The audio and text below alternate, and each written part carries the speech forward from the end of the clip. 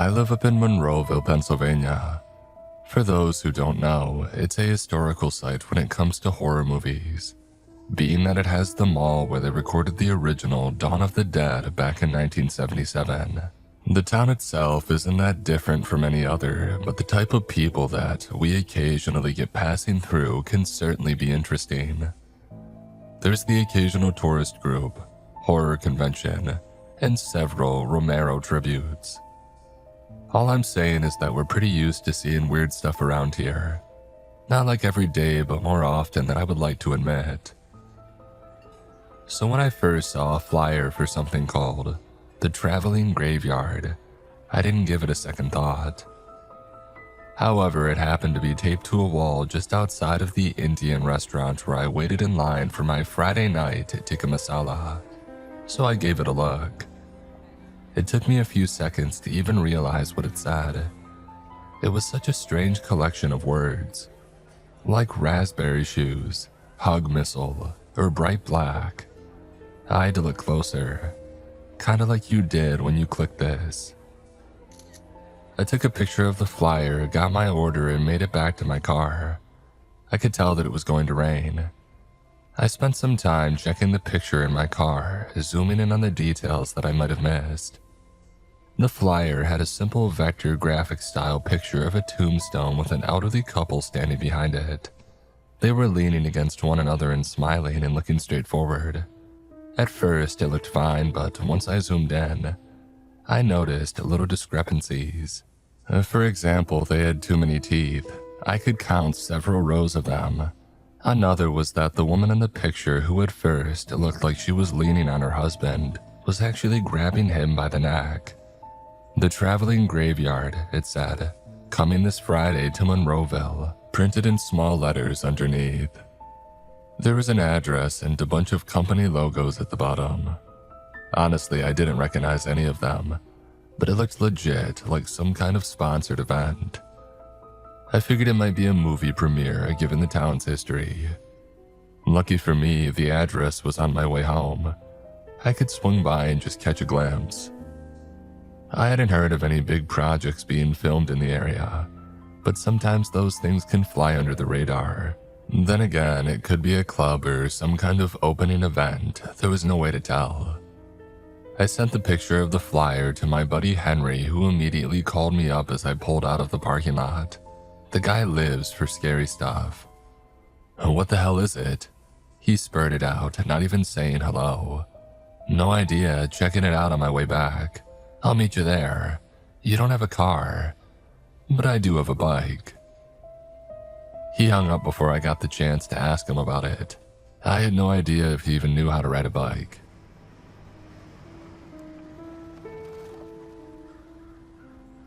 I made my way to the address.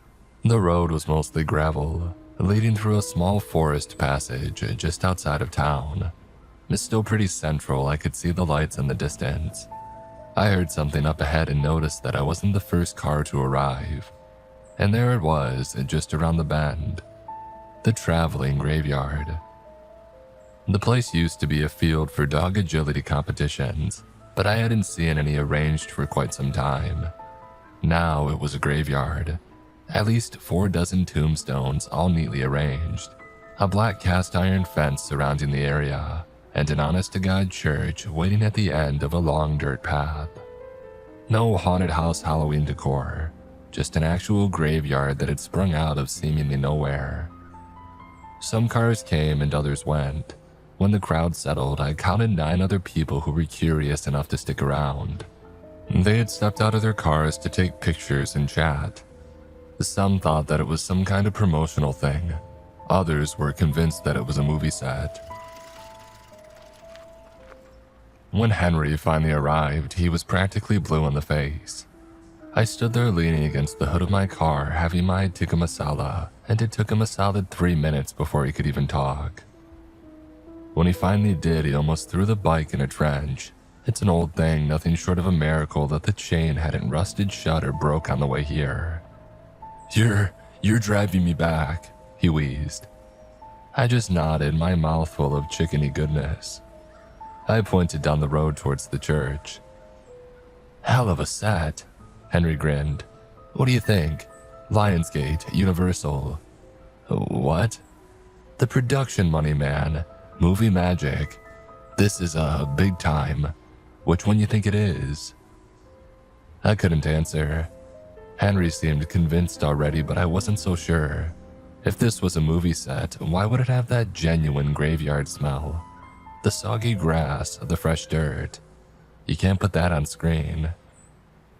I finished up my Friday dinner and joined Henry inside the gates. There was a couple ahead of us who were the first to go through, and I could tell that they had made an effort to get in. The gate wasn't just a prop, it was solid iron. Henry just oohed and awed, not paying too much attention to the details. For example, there were no names on the tombstones.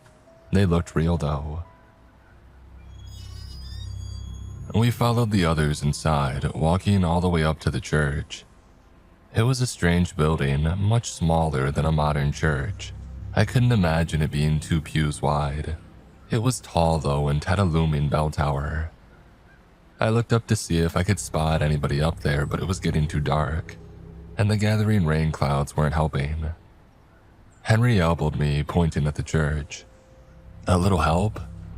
They were pulling the doors open. It took 3 of us to do it, and good thing we did as the first drops of rain just started poking at us. We all gathered expecting some kind of event manager to reward us for our curiosity, maybe some movie swag or something. But as those doors swung open, there was nothing. Not a soul. Just dusty old pews, badly insulated stained glass windows, and an empty altar up front. Not a single cross or Bible to be found, but plenty of dry and dead moss. The place was either ransacked or half finished. Henry seemed to think the latter, while I was leaning more toward the former. The peeling paint on the walls wasn't just there for show. It was old, probably lead-based too. This is like straight out of The Nun, Henry whispered reverently. Holy, this might be a preview screening. Henry, I know you like the view up there, but pull your head out of your butt. I snapped back. This is not a movie set. Like hell it ain't, he chuckled. Look, see? Plastic flowers. He picked up a flower from under a pew, only to realize that it wasn't plastic. It was dried. A strange, dry-tinted sunflower. The rain was picking up outside. Some of the others turned around to go back, but most of us stuck around to explore the church. We were already invested, and this trip had to mean something. Pennsylvanians aren't about to waste their Friday night just because somebody decided to drag them out into nowhere. If anything, they'd be leaving with the communion wine and calling it a good one. I wasn't all too convinced though. Some of it just looked a bit too real. Checking the pews, I could see little scratched out letters and numbers. There were a lot of years marked, but none of them seemed to date past 1890. There was also a whole slew of names hastily scrawled on the walls, possibly by children, and judging by the height and legibility. At least a dozen names, boys and girls, no surnames. I stepped back out into the rain and called my buddy Luke. Reception was a bit spotty, but the call got through. Yeah, he said, trying to speak through the static. Hey, can you look something up for me? What? Look something up for me. It took me 3 tries to explain to him that I wanted some info on the traveling graveyard event. Maybe we had seen the wrong date or there was some kind of misprint. This was clearly the right place, but it didn't seem like the right time. Luke said that he would look it up and call me right back. I stayed outside for a while, huddling under the roof. I looked down the path leading up to the church to see if the others had already made it out. I figured they had since I couldn't see them anywhere. Then again, their cars were still parked outside. And another thing, the gate was closed. We had left it open. Why would they close it? I had this sinking feeling that I was missing something obvious, but I couldn't put my finger on what. Like that feeling when you leave home, convinced that you're forgetting something important. I looked around, letting my eyes drift over the tombstones, but there was nothing out of the ordinary. And then again, the rain was making it all harder to see. Henry joined me just as Luke had called me back. I kept getting disconnected the moment that I pushed to accept the call. It got dropped over and over 3 times in quick succession. On the 4th, a weak signal came through. I could barely make out what Luke was saying. There was so much interference that most of it came out sounding like he was stuck in a microwave. A few words pushed through, mostly asking things like, "What the hell?" and "What are you talking about?" It didn't take a genius to get that he had no idea what we were talking about, and that this event was unheard of. I tried yelling the address back at him if he wanted to check it out himself. I spelled it out over and over, but he just couldn't hear me. Finally, as the 4th call disconnected, I texted him instead. I was surprised to see that it went through. Henry just sneered at me. "I don't like that look," he said. "What's going on?" "Where did the others go?" I asked, brushing some rain out of my hair. "What? What others?" The guys who left. There was like 4 or 5 of them. "Oh, they went out back, I think." Henry took me back inside, pointing to one of the stained glass windows. He was right. I could see a bunch of people walking back and forth between the graves. There was only one problem. There were 7 of them, not 4 or 5. Henry counted them with me, and the other remaining people in the church stepped up alongside us. We could barely make the others out in the rain, but it was clear that there were a few too many. "Maybe more came by," someone whispered. "Maybe they're the event people." "I can't see more cars," someone responded. "Were they always there? Did we check?" And finally we all quieted down. I heard Henry whisper, "What the hell are they doing?" That's what we were all thinking. They were all just standing there, seemingly immobile, and they weren't running for cover or leaving altogether. They just stood there as if held by some invisible will. Puppets, waiting for their strings to be pulled. Then from the other side of the room, a whisper. "There are more on this side." At least 8, possibly more further in. No idea where they came from or what they were doing. If anything, they looked more like statues than people. For a moment, we all just stood there trying to imagine what the hell they were trying to do. Finally, the couple who had stepped in ahead of us chimed in. They were leaving. I was inclined to join them, but something told me it was a bad idea. Besides, Henry wasn't ready to let me go just yet. If anything, he was getting excited. This all seemed like part of the event to him. Instead, the rest of us gathered at the open doors, watching the two wander into the rain. Only me, Henry, and this 16-year-old looking kid remained inside. Once they got halfway, they turned to us and screamed. It was so fast. They came from both sides of the building, beelining straight for the two. 16 bodies in total, all drenched by the rain. I could make out some vague shapes like a girl in a white dress and a tall man with a black suit. They weren't really running. It was more of a strange walk, like their entire body was on a swivel. They rolled their spines back and forth, having their necks bobbing back and forth. One of them fell over, smacking his head on an unmarked grave. The couple made a run for the gate, but it was too high to climb. They tried helping one another, one stepping into the other's hands, but it was too late. Some kind of instinct wanted me to run out there and help them, but I didn't. I just stood there waiting to see what would happen. They grabbed the man first. He was still holding up his arms, trying to get his girlfriend over the iron fence. They lifted him off his feet in what looked like the most casual effort, and a second later, they threw him straight up.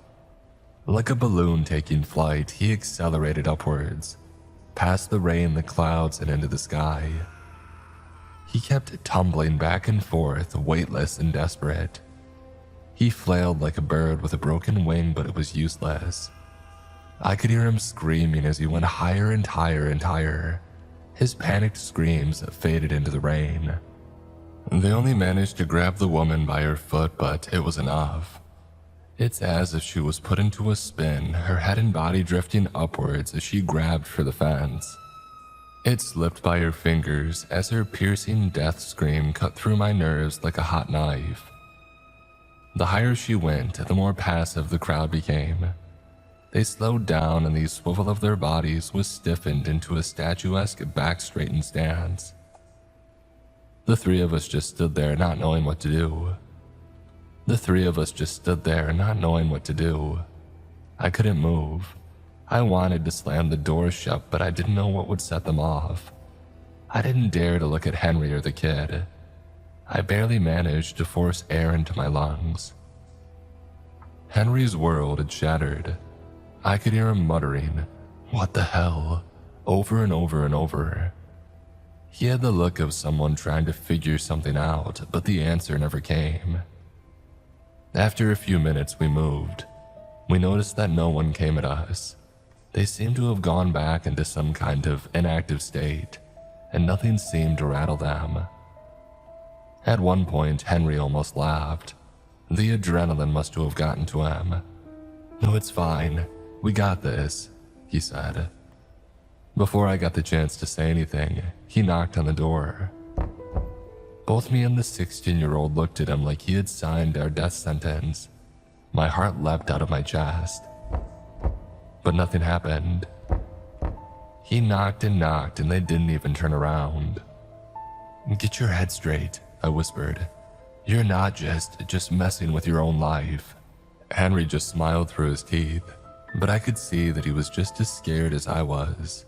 Pupils wide, short, shallow breaths. Hell, the 16-year-old was probably the only one of us actually paying real attention. She was short with black hair, some kind of pixie cut, and had a nose ring. She kept looking back and forth, both between the two of us and at the crowd gathering outside. She tapped my shoulder, forcing me to make eye contact. "Help me with this." We started dragging one of the doors shut, but it was way too heavy. It'd been one thing pulling it open with dry dirt under our feet, but now with the rain it was getting downright difficult. It wasn't until Henry got out into the rain to push that we made some progress. But the moment that he stepped into the rain, they all turned towards us. Like a motor spinning to life, their movements became animated. Every limb a fluid motion, heading our way with complete abandon. They stumbled over one another, over the graves, slipped in the mud but kept going forward. We both grabbed Henry and pulled him in, and the moment that he stepped inside, they stopped moving. All three of us tried to catch our breaths. Henry's manic smile was still plastered on his face. He had cracked hard. "It's the rain," said the pixie cut girl. It's something with the rain." Using my belt and plenty of patience, we pulled the other door shut. There was no lock, but as long as we kept out of the rain, it seemed simple enough. The bodies outside weren't paying us any attention. The pixie cut girl kept rambling on about whatever wild theory came to her mind. Aliens coming to take us away, some kind of rapture, but it all came back to that one point, that it was all connected to the rain. Henry had other ideas. He figured that we ought to just stay inside and call for help, which in itself wasn't a bad idea. It's just that we couldn't get any coverage. Looking up, hoping some kind of god would give me a hint, I stumbled upon an idea. "The bell tower," I said. "We can climb up there." And so we did. We made our way to the second floor. The pixie cut girl was the lightest of us and had the most expensive phone. We figured that rickety old ladder would hold her. We double and triple checked it and it seemed fine, but she was hesitant. Finally, she just shook her head. "You do it," she said, pointing at me. "I'm not getting up there." There was no time to argue, and so I started climbing, one creaky rung at a time. When I finally made it up, I could see all through the graveyard. The rain was pouring down, making the roof of the bell tower creak. In the distance, I could see the edge of the iron fence, but everything outside of that was covered by the rain. There could have been a dozen police cars just outside and I would have no way of knowing. That's when my phone started buzzing. Missed calls and messages, all from Luke. Where are you? Hello? Is this a prank? Pick up. And finally a picture. A selfie of Luke standing in an open, empty, damp field. I didn't even realize how long I stared at it until I heard a breaking shingle. Drops of water made their way down my spine as a hole opened up above. My screen was unresponsive, so I wiped it with my jacket. From downstairs, I could hear Henry's jeering cackle. Hey, looks like they're moving, buddy. Hurry up, added the pixie cut girl. And there was a strange sound, like very slow woodpeckers. Something hard hitting the side of the building over and over again. I dialed 911 as fast as I could, but the connect button refused to work. The water was interfering with it. As the call lit up with a green symbol, I saw something peeking over the edge of the roof. She was young but no child. Eyes hollowed out, leaving empty holes on the inside of her blackened skull. Her mouth wide open, her lower jaw swinging back and forth. She wasn't breathing. She wasn't in pain.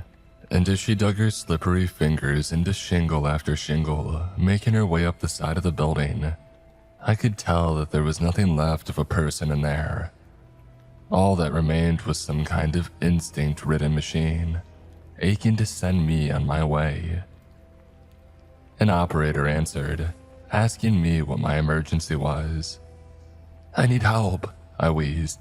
They're going to. Looking at her, there was no doubt of her intentions. They're going to kill me. I was so blindly terrified that I didn't even look behind me. Cold fingers brushed against my jacket, long broken fingers reaching my way.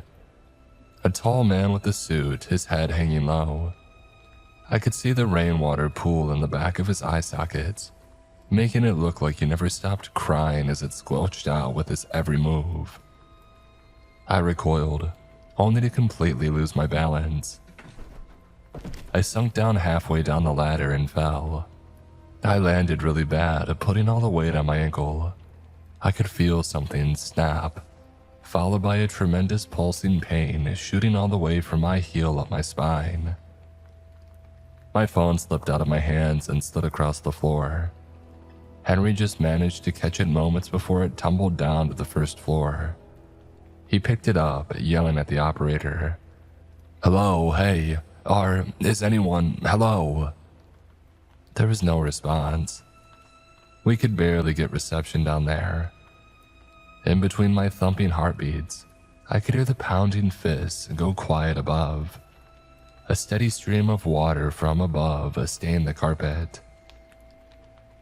Giving in to his intrusive thoughts, Henry chucked my phone all the way across the room, breaking one of the stained glass windows. In the aftermath, I did my best to support my probably broken ankle. We used our socks as a makeshift bandage, trying to put it in place. It didn't help much, but it made it easier to jump on one foot. Still, every movement teased me with a tickle of pain, threatening to send shockwaves throughout my body, tearing all the way up my spine. Finally, the three of us just sat there. I don't know for how long, maybe an hour, maybe two. The rain wasn't letting up. What do we do? I sighed. We can't do anything. We fight them, nodded Henry. They're not that fast. I'd tried that again, but without a car for a brain. What? We can take them. I told you we got this. The pixie cut girl just shook her head and stayed quiet. She was working on something. We were growing tired and sluggish. If we were to do something, now would be the time. Henry had found some kind of iron rod broken off from the second floor railing. There was some weight to it, but he would be insane to actually try to fight them with it. The pixie cut girl had been staring straight ahead all night, tapping her foot. And then finally she spoke out. I can make that fence, she said. You got a car?" "Yeah," I nodded. "But you'll come back for us, right?" "I'll ram the gate. It's closed, but it didn't seem locked." Henry shrugged his way into the conversation. "No way you'll make it. They're too close." I looked back at the broken window, and then back at the pixie-cut girl. "We can draw them together." We put our plan to work. Henry and I knocked out some more glass from the window, allowing rain to trail in. We could immediately hear movement on the roof as we let the rain soak our skin. We held on, waiting for a clear sign. They started falling off the roof in droves, thunk after thunk of meat just slapping into the dirt. Not a single gasp, twitch, or grunt. We counted the bodies. 11, 12, 13. I prepared to give her the signal. 14, 15. She had pushed the door ajar and was ready to go. 16. She burst into a sprint as we moved away from the window. Henry hurried to the front door and I followed to the best of my ability. She was gunning for it, but there was a problem. There were far more than 16 out there. There was at least double. She kept going, weaving past them. As she finally reached the far side of the fence, she leapt up, putting her foot in the middle of the bar and kicking herself upward. In one swing, she flung her lower body over the fence. "Holy crap," murmured Henry. You think she's..." "Yeah, she's okay," I nodded, as if to convince myself. "She'll make it." There was a beep in the distance, followed by an engine roaring to life. Moments later, the gate flung wide open. She drove straight ahead, aiming for the church. At least 8 of them toppled over, being flung left and right, smacking against the hood of the car. She had almost made it halfway there when I heard this strange metallic groan. The car was slowing down and lifting. It was about 2 full feet off the ground when it started to wobble. The combined touch of all those things seemed to be able to send anything off, even a car. I saw the pixie-cut girl trying to get her seatbelt off, but the added movement just made the car topple over to the side.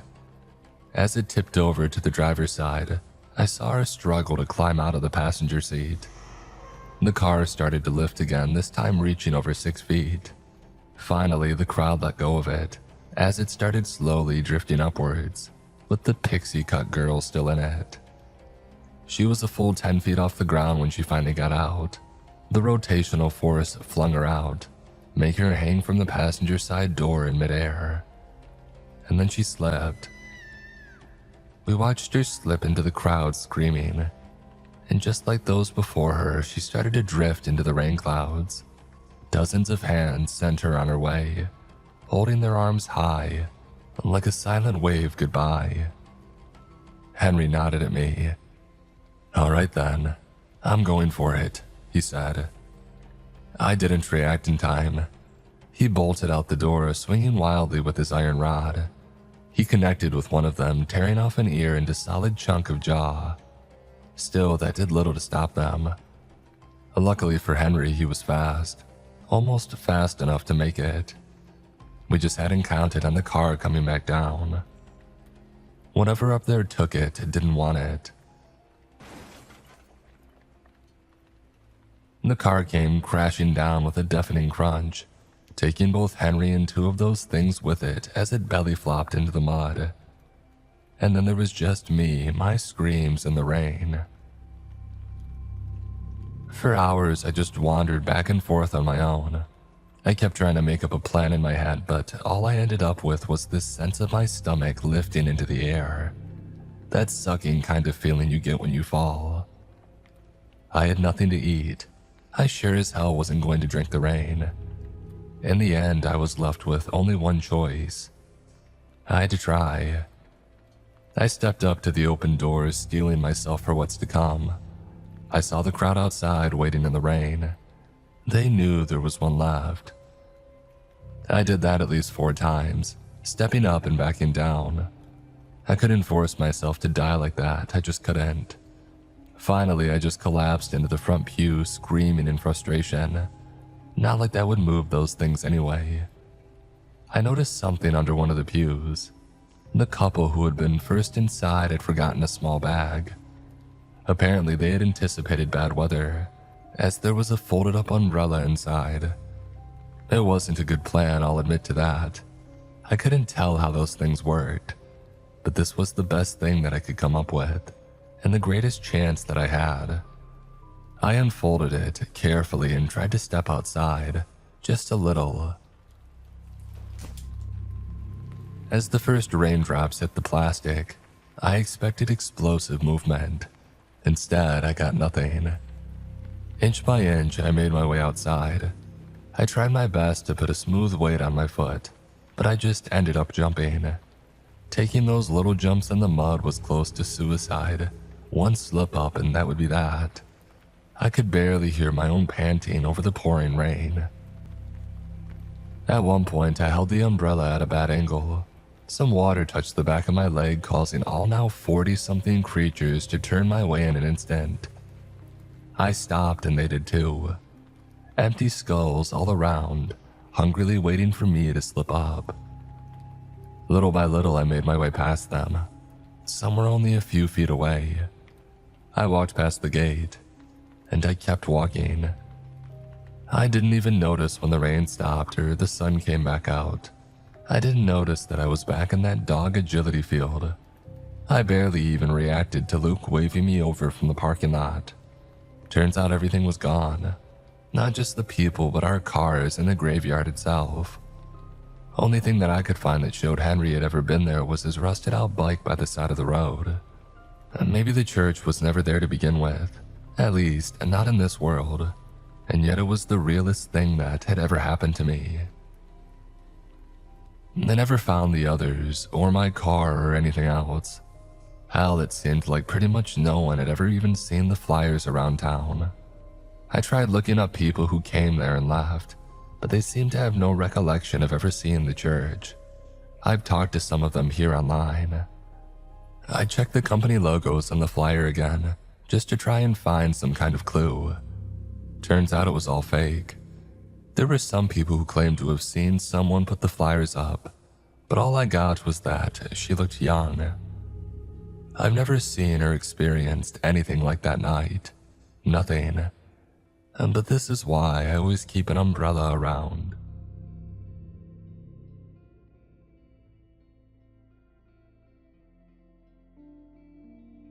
Today's episode is sponsored by Smalls. My cats are the CEOs of the house, there's no debate. I just handle middle management, paychecks, litter boxes, and responding to meowed complaints at 3 a.m. Ever since the new year hit, those little overlords have been walking around like they own the place, which to be fair they do. The other day, one of them knocked a pen off my desk, stared at it like it was a failed employee, and then sat directly on my keyboard so that I couldn't work. Classic leadership move. I've been a cat person since I was a kid. Once you're recruited by a cat, you don't resign. That's why I feed Smalls. My family deserves better than mystery pellets full of ingredients that I can't pronounce. Smalls makes fresh, protein-rich meals with preservative-free ingredients that you'd actually find in your fridge. And it shows up right to my door like a gourmet ransom payment to keep the boss satisfied. Cats.com even named Smalls their best overall cat food. The last time I fed my cat Smalls, they acted like I had finally received corporate approval. And 88% of owners reported health improvements, and they'll refund you if your cat won't eat it. Make 2026 your cat's healthiest year yet.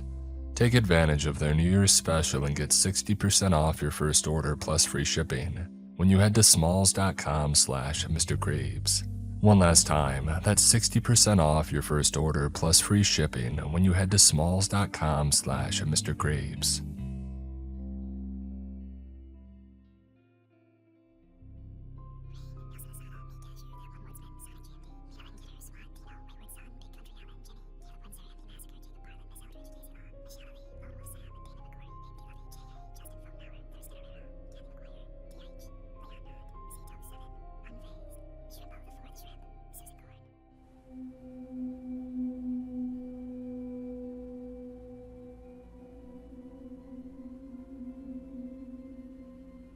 You signed for this," the impatient UPS driver said after handing me a small box.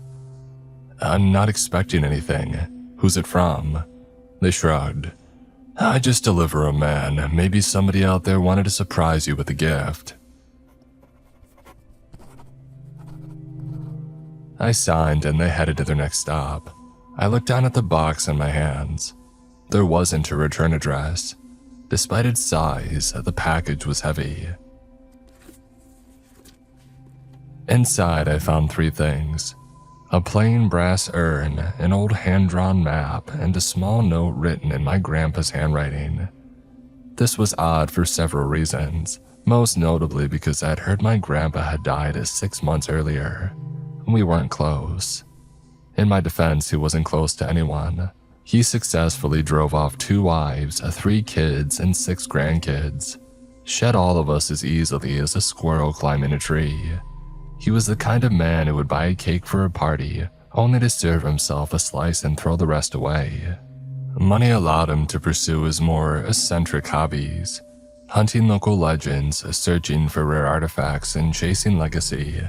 Often those 3 things came together in a layer cake of poor decisions. Before he died, he had gotten embroiled in a real estate purchase that had anchored an entire small town. And Grandpa had that effect on people. For some reason, I had been sent these things. My relationship with Grandpa was walk-in freezer chilly at best, and yet he had sent me his earthly remains. I shook the urn, and the ashes switched back and forth. The map was hand-drawn and had yellowed with age. It was a map of his most recent purchase, but this was older than that. He had his eye on that tract of land for quite a while. Weeks after finally buying it, he was a corpse. C'est la vie. There were 3 labeled things, each more ominous sounding than the last. First was the home that he had purchased in the woods. He called it Birch Tree Manor, and with his taste, I envisioned an overbuilt, ostentatious mansion. The second was a body of water near the path lovingly titled the Nightmare Pool. Lastly, there was a stilted house with the words, "The Moving Hut," written under it. With panoramic views of the Nightmare Pool, I do imagine that it was valuable. I put the map aside and pulled up the letter. This had been written more recently because the words were shakier than the map labels. I didn't know why he had wanted this land so badly, but he had sacrificed everything in his life to get it. It read, "Dear grandson, we've never had any familial bond outside the blood coursing through your veins and a shared surname. I won't bother you with saccharine musings. We're both too old and jaded for such a claptrap. I approach you as a man with a proposition, a business deal as it were.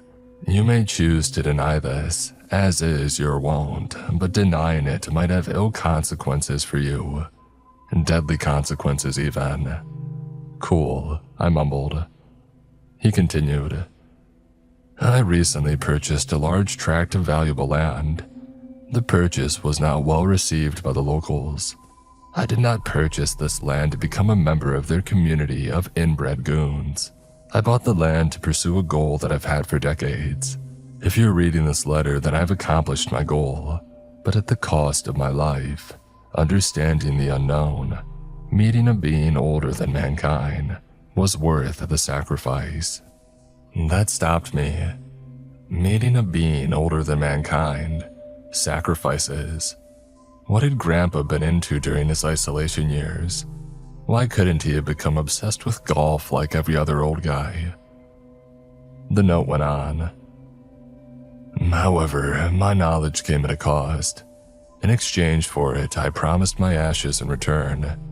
If they are not delivered promptly, the Nagi Chuwasi will find you. It will not stop its torment until you live up to my side of the deal. I'm not one to apologize, but as a gentleman, I understand that you must be rewarded for your services. I have instructed my lawyer to grant you title to the land and house upon completion of this task. Keep it or sell it back to the locals. It is your decision to make." This is not a jape. If you fail to do this, the next body in the ground will be yours. In death, Walter J. Insington. I stood there dumbfounded, the letter flagging in my hands. Was this real or some elaborate joke? This was a lot to take in and something I needed to mull over, give myself a night to sleep on it and tackle the problem with fresh eyes. I went to bed that night undecided. I wouldn't wake up the same way. My dreams were so vivid they tipped over into reality. I was in the woods. I remember being cold, goosebumps prickling on my arms. The stench of death lingered in the air. I strode past twisted oaks, peeling birch, and minaret-like pines, each casting shadows that made me think murderous creatures were spying on me. The tree canopies formed a tunnel above my head as I walked the well-worn rut of a path. No sunlight touched this ground. A gathering fog had thickened, restricting my vision to a few feet in front of me. The noises started not long after. Footsteps all around me. Dozens of figures running through the fog, watching me, waiting. The sound of trees crash into the ground. The vibration of their thuds shook my organs. I came across a set of hoofprints in the dirt. They were the size of a car tire. A vine fell from the canopy and struck me on my back. As it hit, an intense burning sensation rippled through my shoulder. I woke up screaming in a cold sweat. My fingers flew to the spot where the vine had struck me. I had expected to find smooth skin, but the tips of my fingers found the flaky peels of a burn. I winced in pain, and when I pulled back my fingers, there were small smears of blood on the tips. I had been marked. I left for the long drive to Grandpa's land in the morning. As the mile markers ticked down, a heavy sense of unease weighed on me. How did I feel guilty for the actions that he took? I glanced over at the urn sitting in the passenger seat and realized this was probably the most time that I had ever spent with them. Even in dust form, he was a menace. I got to the town at dusk. There wasn't much to it.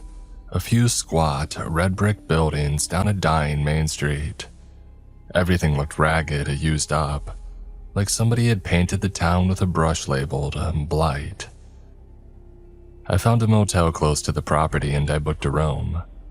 While signing in, I wanted to gauge the town's response to Grandpa. I didn't want to share that we were related, but I needed to know how riled up the hornet's nest was. The buzzing had been evident from his note, but I didn't really understand the rage they had for the man until the first sting found me. Oh, he was a piece of shit that meddled in things he didn't understand for selfish reasons. Doris, the motel worker, told me as she handed over my room key. She was a 70-year-old grandma of 5 who could double as a cookie company mascot. Prim and proper with makeup-assisted rosy cheeks, and hair so well put together you would swear that it was a wig. She pulled no punches. When I heard he died, I thanked the Lord and poured myself a shot of rum. I hadn't drunk a drop of alcohol for 30 years, but it was worth it. Wow, I said, taking the key and praying she didn't connect my last name to his. Why was he so hated? Oh, he went against the wishes of the locals for his own gain. His tortured death was well earned. Tortured? She laughed. Oh yes, if Nagi Chuwasi got a hold of him, then he suffered. Nagi? Chuwasi, monster that stays in the woods. Well, used to anyway. That Insington cursed us all. She stopped and stared at me with a furrowed brow. Why are you asking about him? How did you even hear about this? I'm a reporter, I lied. He was a wealthy man who messed around with the supernatural. We're just following up on this lead. Uh-huh, she said, not totally buying my line. You want to interview me? Sure, I said. What do you think Mr. Insington's legacy is around these parts? Oh, he was a plague rat. He helped the darkness escape the woods. It's creeping into our daily lives. The town's dying, you saw it. For that alone, he deserves any ignominy. You can quote me on that too. What do you mean he helped the darkness escape? Oh, he went and bothered the Nagichuwasi. It doesn't like to be bothered. Now it's bothering everyone until it gets what it wants. She set her gaze on me. Your father really screwed us over 8 ways from Sunday. Well, hell, the jig was up. I needed to do damage control before I became the target of everyone's ire. Grandfather, I said, and we didn't like him either. I'm here to right his wrongs. Uh-huh, Doris said. Forgive me if I'm skeptical. I'd be skeptical too. I have no desire to keep the land. You can't keep what you don't own. I was confused.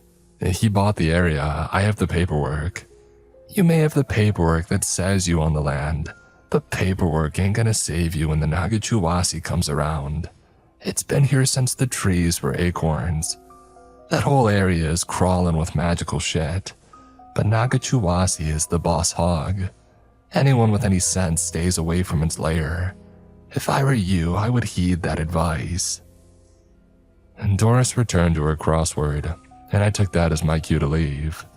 She had said her piece to me, and it was clear that she was not a fan. Her anger with Grandpa was palpable. I understood that. I stayed inside my room for the rest of the night. No need to risk anyone else discovering who I was. If Doris told anyone, no matter where I went, I'd be toast. Not wanting to be forced to defend my actions or to be seen as sympathetic to someone I didn't like in the first place held no appeal to me. At about 10, a creeping fog formed and slowly marched toward the motel. It was dense, and after it overtook the building, your vision was limited to a foot or two. The motel itself wasn't creepy, but with the modified landscape, the creep factor ticked up a notch. It was hard not to think Nagichuwasi didn't have something to do with this. I had gone out to grab a soda and a snack, only to find Doris standing outside her office, staring off into the thick wall of fog. You see anything? I asked. Oh, when this pea soup rolls in, you only see what Nagichuwasi wants you to see, she said, shaking her head. I should ask if you see anything. If I figured out who you were, the Nagichuwasi will too. I held up my snacks. I just see trail mix and Darcy Cola. Oh, just wait, she said before turning back into her office. Not at all ominous, I said, returning to my room. At around 2 in the morning, somebody started knocking at my door. While knocking is the polite way of saying it. They pounded their fists against the metal. The entire wall rattled from the blows. I woke up in a stupor and took a few seconds to reorient myself. Hello? I called out into the darkness. No response. Great. I cracked open the door. The fog, thicker than before, curled around the edges. It brought with it the stench of bloated, day-old roadkill cooking in the sun. I nearly gagged. Is someone out there? I said to the wall of white fog, the air swirling around the parking lot lights. Nothing. No spoken response, that is. Out in the parking lot, something skittered along the blacktop. Hoofs on asphalt. A deer sprang to mind, but I knew that it wasn't a deer. More movement out in front of me. The sound of limbs dragging along the ground. The discordant noises of the body against the uneven driveway made my blood run cold. Hello, came a voice from the fog. It was ragged, strained. You smell just like him, boy. The voice started cackling. Nah, no time for that. I locked the door and backed away. Any part of my brain that may have been stuck in slumber mode had switched on. The thought of running home and forgetting all of this crossed my mind, but then the sting of pain in my shoulder twitched, and I knew if I ran that it would follow. Something hit my window. I yelped and dove behind my bed. There were 3 more bangs against the glass. I had drawn the curtains closed and was glad that I did. I had no desire to see what was out there. With a sudden crash, the glass shattered and something came flying into my room. The curtains blew back from the force, the fog raced in. The object skidded across my bed and landed with a wet slap. I turned around and tried to block out whatever was happening. When I finally found the bravery to look, I threw up my cola and trail mix. Tiny bits of red and yellow M&Ms floating in a dark cola pond. The hacked-up body of a raccoon slumped against the far wall, its body mangled from dozens of stab wounds. Blood leaching into the carpet fibers, drips of viscera cascading down from my bed. The smell was atrocious. "Oh, what's with all the noise? Oh, hell's bells!" It was Doris. She was holding a set of antlers, their tips stained red and dripping. "Oh, now it's attacking my building." I popped up from behind the bed and the mighty grandma stood there, hands on her hips, staring into my room through the shattered window. "What?" was all that I got out. She sighed. "Oh, your grandpa did this. He gonna pay for this window." I stuttered. "I don't know what happened." "Is that blood on the mattress?" "Oh, some guts too, it's from the raccoon." "Jesus Christ and his freeloading disciples," she said. "What happened?" "Oh, you know what happened. Your family has doomed us all." Doris waved her hand at me in disgust. "Whatever you came to do, hop to it. You're putting us all in danger." "I'm going in the morning," I said. "Oh, it's morning now," she said. "It's dark." "It's only gonna get darker until you get moving," she said, her voice rising. "This thing won't leave us alone. It won't leave you alone until you do whatever you came to do." "I am," I said, standing and crossing to the shattered window. "First light." "At this rate, there ain't gonna be a first light. Get moving or get out of the room." "Are you kicking me out?" "I'm setting you on the path to fix this mess." She was serious. I nervously laughed. "Doris, be reasonable. You want me to go now?" "This is me being reasonable," she said in a huff. "Leave or else I'll tell the town that rat Insington's relation is here and riling up the Nagachuasi. You think I'm being mean? Wait until they come with pitchforks and torches." "You can't be. Get moving, or I start calling folks with loaded guns and no scruples." I sighed. I had been backed into a corner by a crotchety septuagenarian, and there was no escape. She was right. If she made a few phone calls, I'd be facing down the entire furious town. There'd be pain, immense pain. And the other option wasn't great either. Walking into the dark forest while a supernatural creature stalked me, all for the pleasure of burying the ashes of a man that I didn't like in the first place. Some people inherit ugly furniture or worthless tiny spoons when their grandparents die. I inherited a curse. I'd take those tiny spoons any day of the week. 15 minutes later, with Doris haranguing me the entire time, I gathered the map, urn, and a flashlight and set off for Grandpa's house. Even if I wanted to turn tail and run, Doris stayed near my car and made sure that I left for the woods. "Any advice?" I asked before departing. "If you hear a voice in the woods, don't answer," she said. "Now get. The sooner this is over, the sooner we can go back to living a normal life. I don't need to worry about murdered raccoons or talking sparrows or God knows what else." Doris stayed and watched me disappear into the fog, staying even as the clouds overtook me and left me as nothing but a memory. From Doris's directions, I knew the map was about 15 minutes from the hotel. From there, the map would have to suffice. I kept my pace brisk and tried to block out any dark thoughts rolling around inside my head. I focused on the crunching of my own footsteps on the leaf-strewn path. Ahead of me lay an entrance into the forest. It was surrounded by 2 soaring oaks, wooden watchmen, forever holding the line. I climbed over a dead-end road barricade, past the oaks, and took my first few steps into the forest proper. As I did, a chill crossed my skin, the cold and heavy feeling of somebody dragging a dulled knife across your arm. It moved around me like it was absorbing me until it no longer felt different. Just another sensation you become numb to. To keep my mind busy, I counted the steps between markers on the map. Anything to avoid dealing with what might be watching from the fog. 55, 56, 50. 7. A small voice said from the fog. I stopped. I turned the flashlight to the left and scanned the dense fog for anything standing there. The light didn't capture anything. The glance to the right had the same result. The beam bounced because my hand was struggling to stay still. 57, right?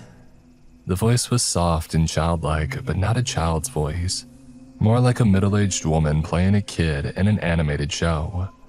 If you close your eyes, you can see a kid, but it's never totally convincing. Deep down, you know it's something else. Shut the light off, or it'll find you.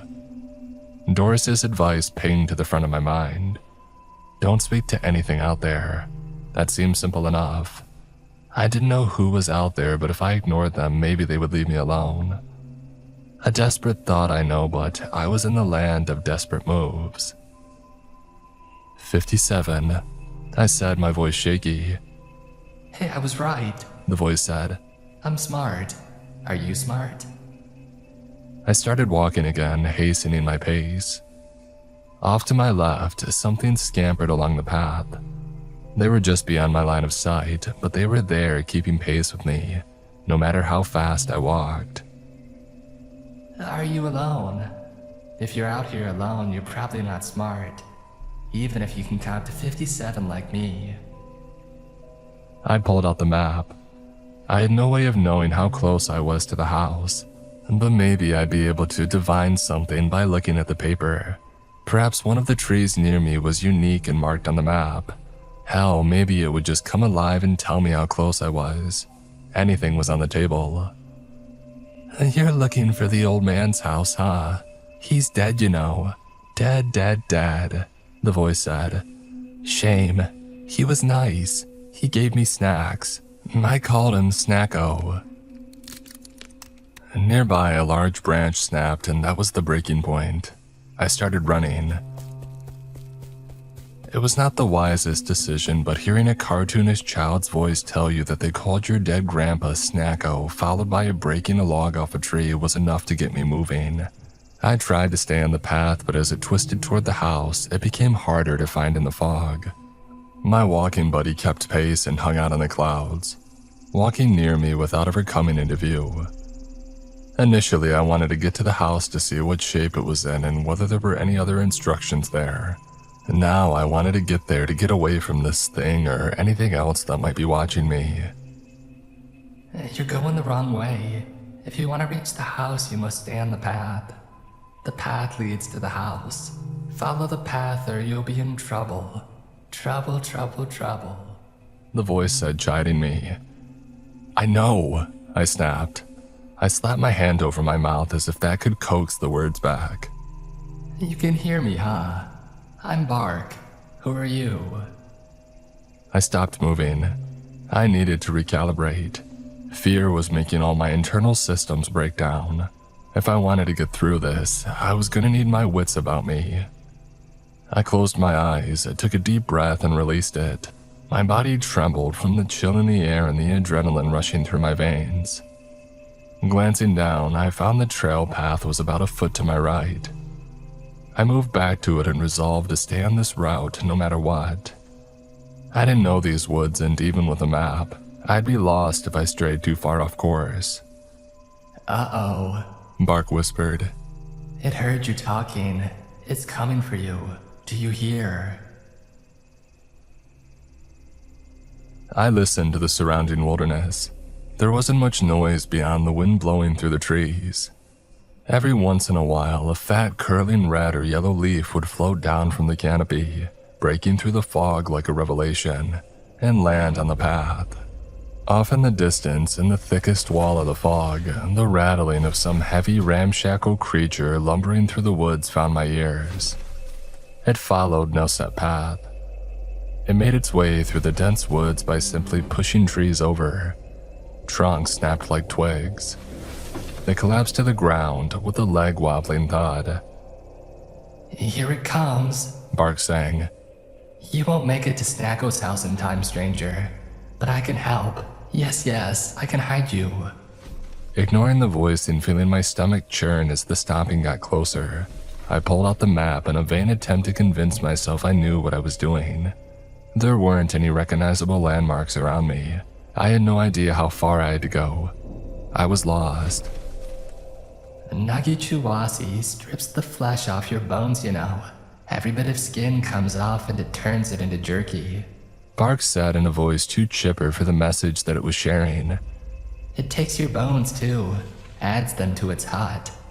It's getting closer too. I swallowed. What can I do? I finally said. Oh goody, you can hear me. Do you need my help? I need you to say it. I need your help. Hooray, I can help you, but you're gonna owe me snacks. Yeah, sure, whatever. Where are you? I'm right here, the voice said. I glanced toward the voice but saw nothing. At first, Bark cleared its throat, and instead of some monstrous, tree-murdering creature, there was a fat, black squirrel looking up at me. He twitched his nose. His whiskers danced. What the hell? Oh, come, follow me, the squirrel said before darting off in the opposite direction of the coming catastrophe. I followed. The squirrel's bushy tail was my guide as we got through the fog. We had gone off the path and the ground under us had softened. Mud caked on the outside of my boots, making them heavier with each step. The squish of the soil beneath me grew louder the deeper we sank into the mud. The squirrel stopped mid-mud puddle and turned its twitching face back to me. Roll in this mud. Why? It can smell you, the mud will hide it. Bark said, flopping onto its side and rolling around in the gloopy mess until its fur was thoroughly caked with the stuff. It reached down with its little paws, scooped up some and rubbed it into its face. Hurry, Snacko 2, rub the mud. I gently set the map and urn down in a dry spot near us and then dropped to my knees and rolled in the mud. As I did, I took handfuls of the stuff and covered every inch of my arms and legs. Bark laughed and clapped as I did. He reminded me to get my head and face too. It smells your fear and you stink, Bark said, shaking his little head back and forth. So scared, huh? Just a bit, I managed. He walked over to my flashlight, smelled it before picking it up and hurled it into the fog. What the hell? It can track that too, Snacko 2. He nodded at my mud-covered face. You stink like us now, it won't smell you. Come, follow me. He bolted, drops of mud flung off in his wake, and headed for a nearby fallen tree trunk. Time and insects had hollowed it out. Bark stopped at the opening.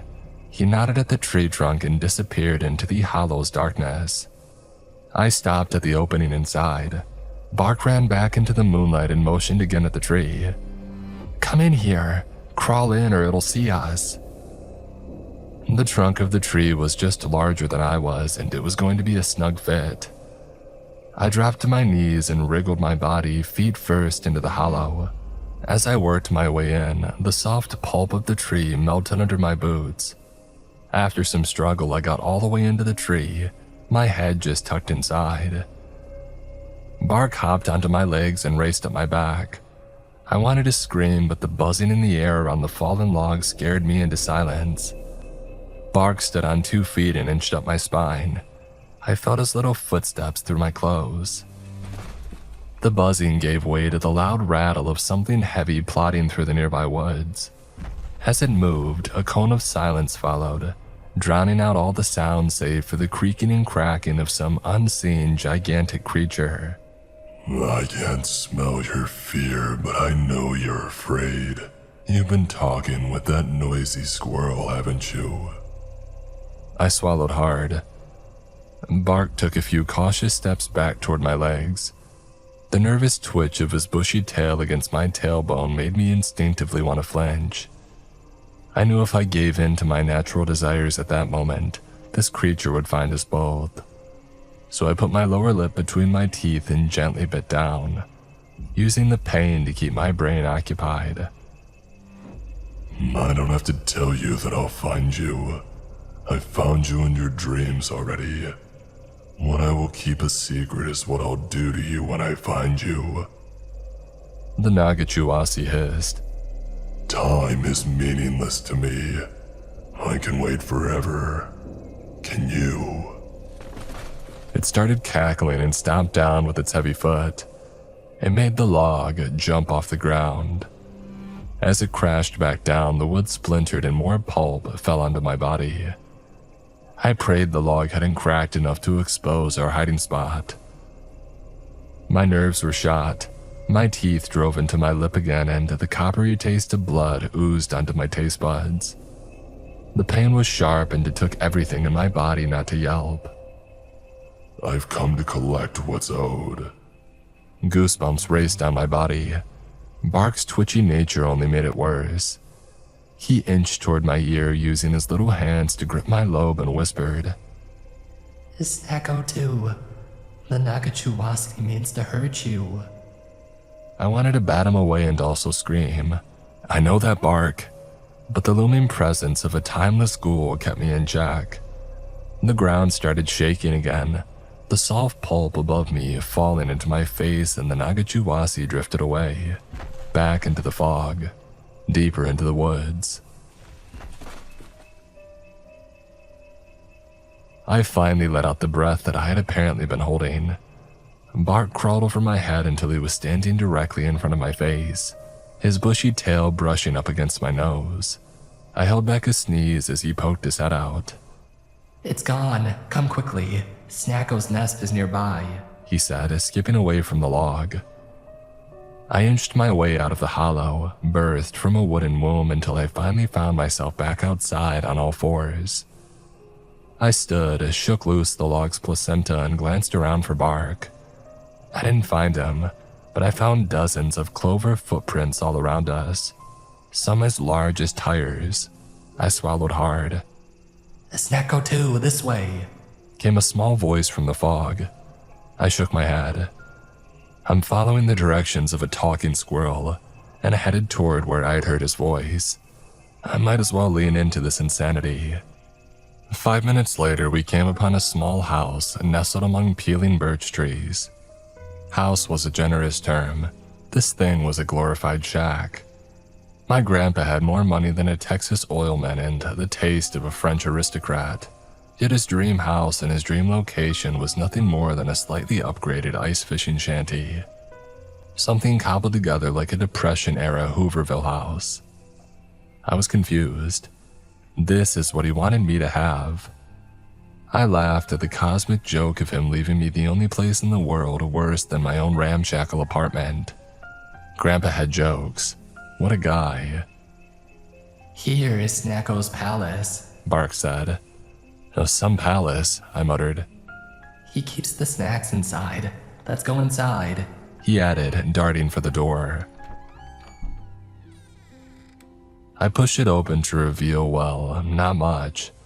There was an overturned deer skull on top of an ancient cabinet, an oaken barrel repurposed as a chair, and a wire milk crate with a note under a rock.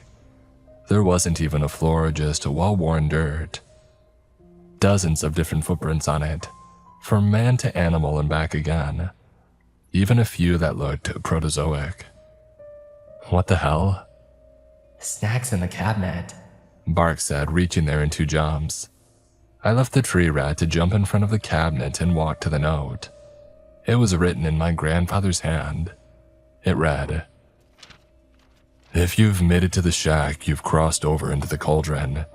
You cannot escape without burying my remains now. It won't let you leave. The only way out is through. Great. The note continued. You'll probably have to give the squirrel a treat. It's wise to do so, as it will be a big help to your mental health. He chatters. Take the skull and fill it with the purified water in the cabin. Mix this with the liquid in the pool of nightmares. Pour the mixture over your head and it will guide you to where you need to bury my remains. If the Nagachuwasi finds you, it will exact its revenge. He ended it there with a vague threat. I crossed to the cabinet and pulled it open. Inside, there were only 2 things, One was a stale oatmeal cookie.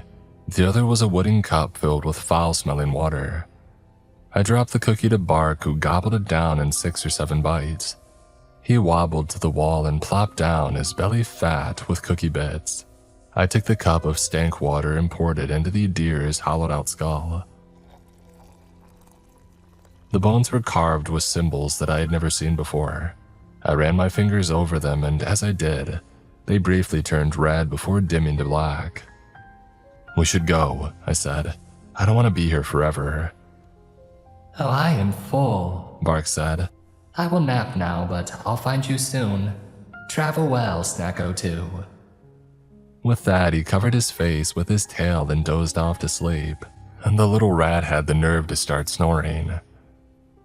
I sighed, placed the skull on the milk crate, and pulled out the map.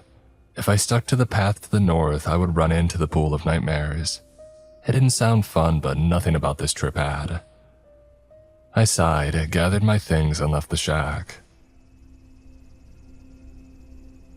The fog was cookie batter thick now, and the way it billowed along the path resembled the wriggling of a white snake. The northern patch was easy to find, but the surrounding skies were darker than before. I wasn't sure how long I had been out here, but I hoped the morning sun would soon rise. Until then, I was stuck with whatever the silvery moonlight showed me.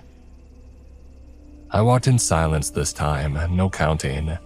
I kept my ears trained for any noise out in the void. The Nagichuasi hadn't left my thoughts since the encounter. I didn't even get a look, but I knew that it was unholy. Not from this world. It was something I had no desire to see. Glancing down at the map, I saw that I was coming up to the pool.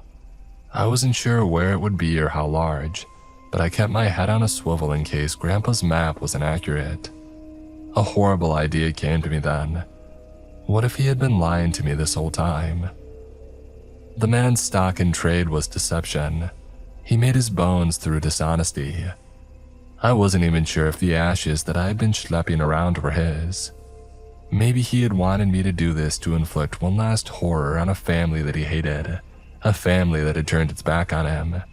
Maybe he wanted me dead or worse, needed me dead to be resurrected. 1,000 different scary movie plots flooded the front of my brain.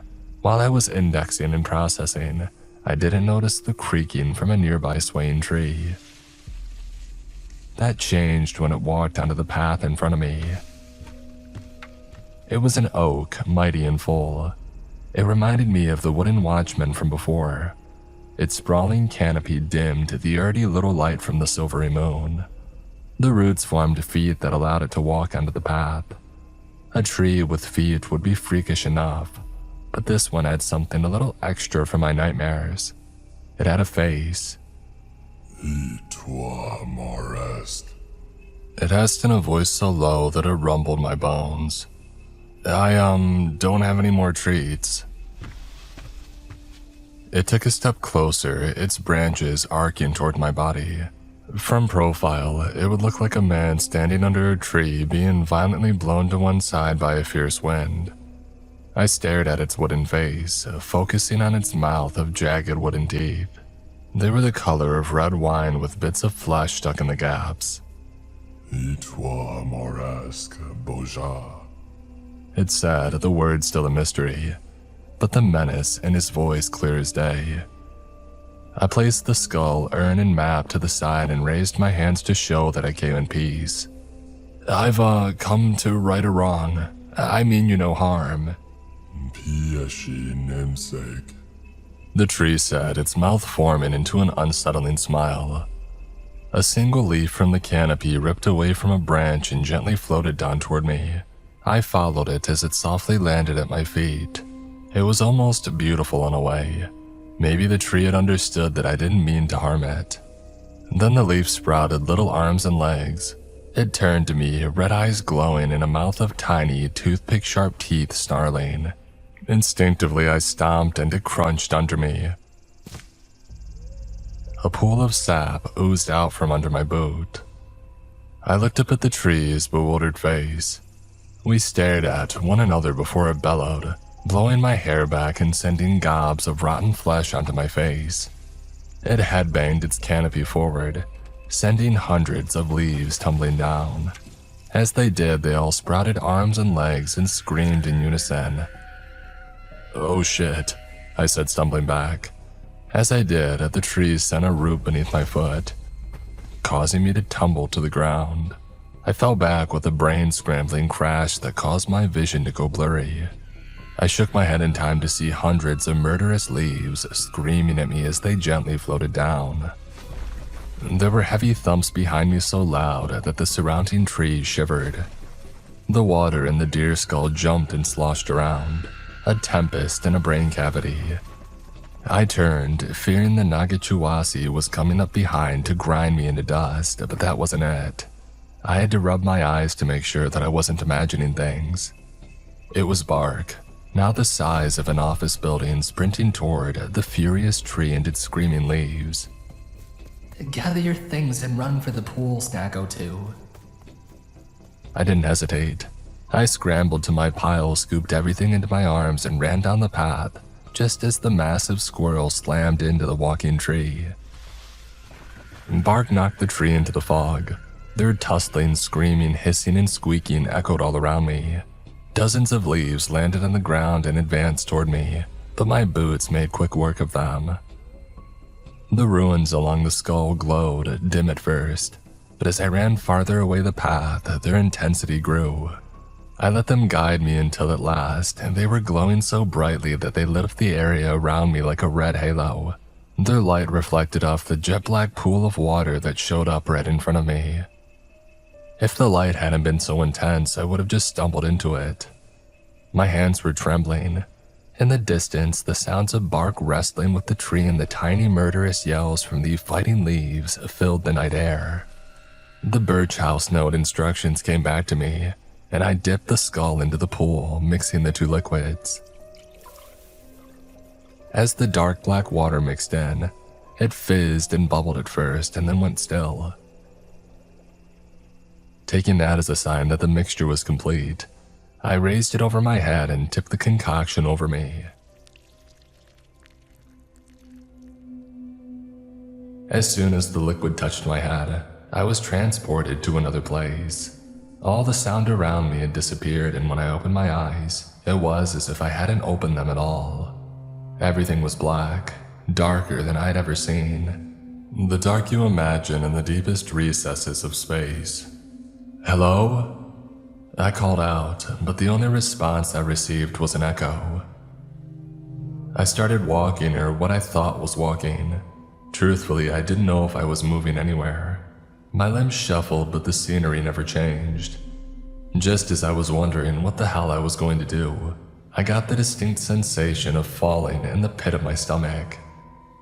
I blinked and I found myself suddenly outside my apartment, not standing in the courtyard but floating outside my bedroom window, looking in.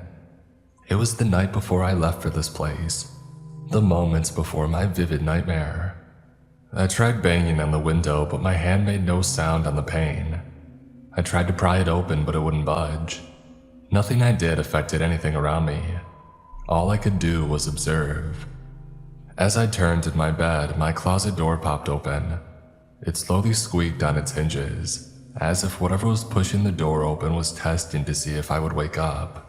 When I didn't budge, the door opened wider and the moonlight reflected off of a snaking, bone-white limb as it inched along the floor. Red eyes glowed from the crack in the door. I tried banging on the glass, but again no sound. But it caught someone's attention. The monster in the closet turned from my sleeping form to me. We locked eyes, and when it grinned at me, its white teeth shimmered in the darkness. It was the Nagachuasi, and it knew that I was trapped. It reveled in that fact. It kept its eyes on me, a stupid grin plastered to its face, as the arm shimmied up the bed and touched my sleeping foot. A funny thing happened when the Nagachuasi's appendage touched my foot in this vision. I felt it on my actual foot. I tried to shake off the sensation, but it did nothing to stop it. As the arm extended up my sleeping body, my awake body experienced everything. I tried batting at it with my hands, but it was in my mind. messing with my brain and my body. A total violation that I was powerless to stop. The flopping limb finally reached my shoulder and inched back. The tip grew red and hot like an old car lighter before pressing into my skin. It stung my back and I swatted at the ghost. My skin bubbled. The burning sensation bled into my muscle fibers. Nagachuwasi's limb quickly recoiled back into the closet. As it did, it hissed. There is nowhere you can go that's safe.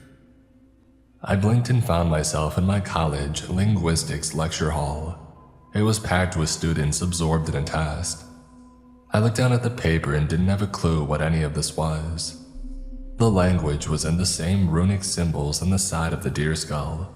The creeping anxiety of being unprepared rose inside my heart. As I stressed about solving the language, the person next to me hissed. I turned and saw a person entirely made up of wriggling snakes. They hissed again, and then the snakes all said in unison, "Where are your clothes?" I glanced down and realized that I too had a snake out. Shame blanketed me, and I stood up, covering myself with the test paper. More faces turned to me, and in that dreamlike way, some I recognized and some I didn't. Some had faces, some didn't, but they all had disdain for my nude presence. You don't belong here, they told me telepathically. Their words strafed my soul, leaving it in tatters. Nobody wants you here. The snake man dissolved, and the hundreds of snakes slithered throughout the room. I spied the exit and I sprinted for it. As soon as I pushed open the door, I found myself standing in a darkened hallway. I was dressed again, this time in a jumper with the Care Bears on the front. The hallway came back to me as well. This was my grandpa's old house. I was still a child the last time that we had been there, and apparently a huge fan of the Care Bears. But this hallway stood out because it always bothered me. Unease always found me when I stepped foot in that runner. It was one of those childhood fears that take root when your brain is still wet mud. Before rationality blossoms, sensation over reason, instinctual fear, the way a gazelle knows to run from a lion. I toddled down the hall trying to speak, but it only came out as gibberish. My parents were fighting with my grandpa in the other room. Their words were foreign to my ears, but their tone was apparent. I moved further away from their bombast. Someone called my name from the shadows, soft and pleasant. Hey boy, come and let me show you something. I glanced back toward where the fighting was happening, their voices raised and full of venom. It's not somewhere that I wanted to be. The voice sensed my hesitation.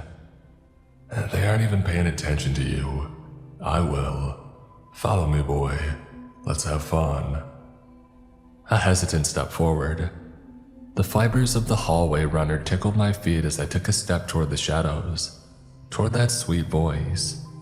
But something in my gut swirled. My legs grew heavy and I found myself unable to move them any longer. The voice sensed this too. Oh, don't be a fool like your parents. They only want to scold you. Come, boy, let me show you the unseen wonders of this world and the next and the next. No, I say, the baby babble falling by the wayside. No, no, no, no. I have candy, gifts, happiness lies near me. Just walk over, I'm friendly. I'll wave hello, they said. From the dark of the room, a stark white hand emerged and tried to coax me over. Its fingers impossibly long and tapered to knife points. Oh, come, boy, let us play together. No, I said again, taking a step back.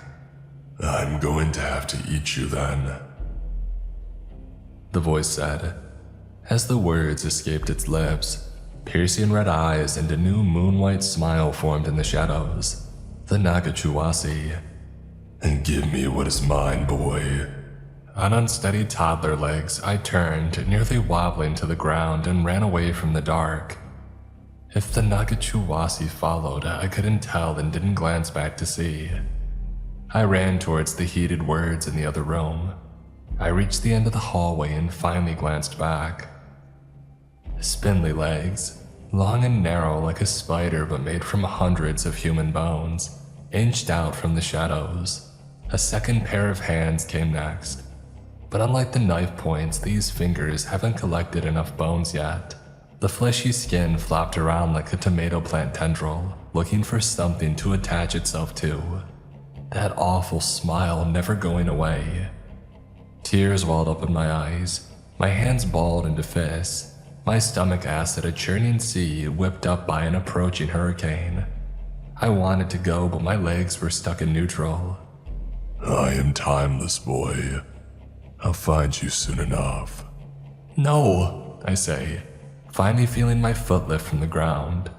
I turned away from the monster and quickly rounded the corner into utter and total darkness. The forest floor rose quickly and I hit it full force with my chest. All the air shot out of me like a deflating balloon. I rolled onto my back and sucked in for air. It felt impossible at first, but gradually it found my lungs, and the painful spasms ceased. Calm washed over me and I laughed. Miss Snacko 2, are you okay?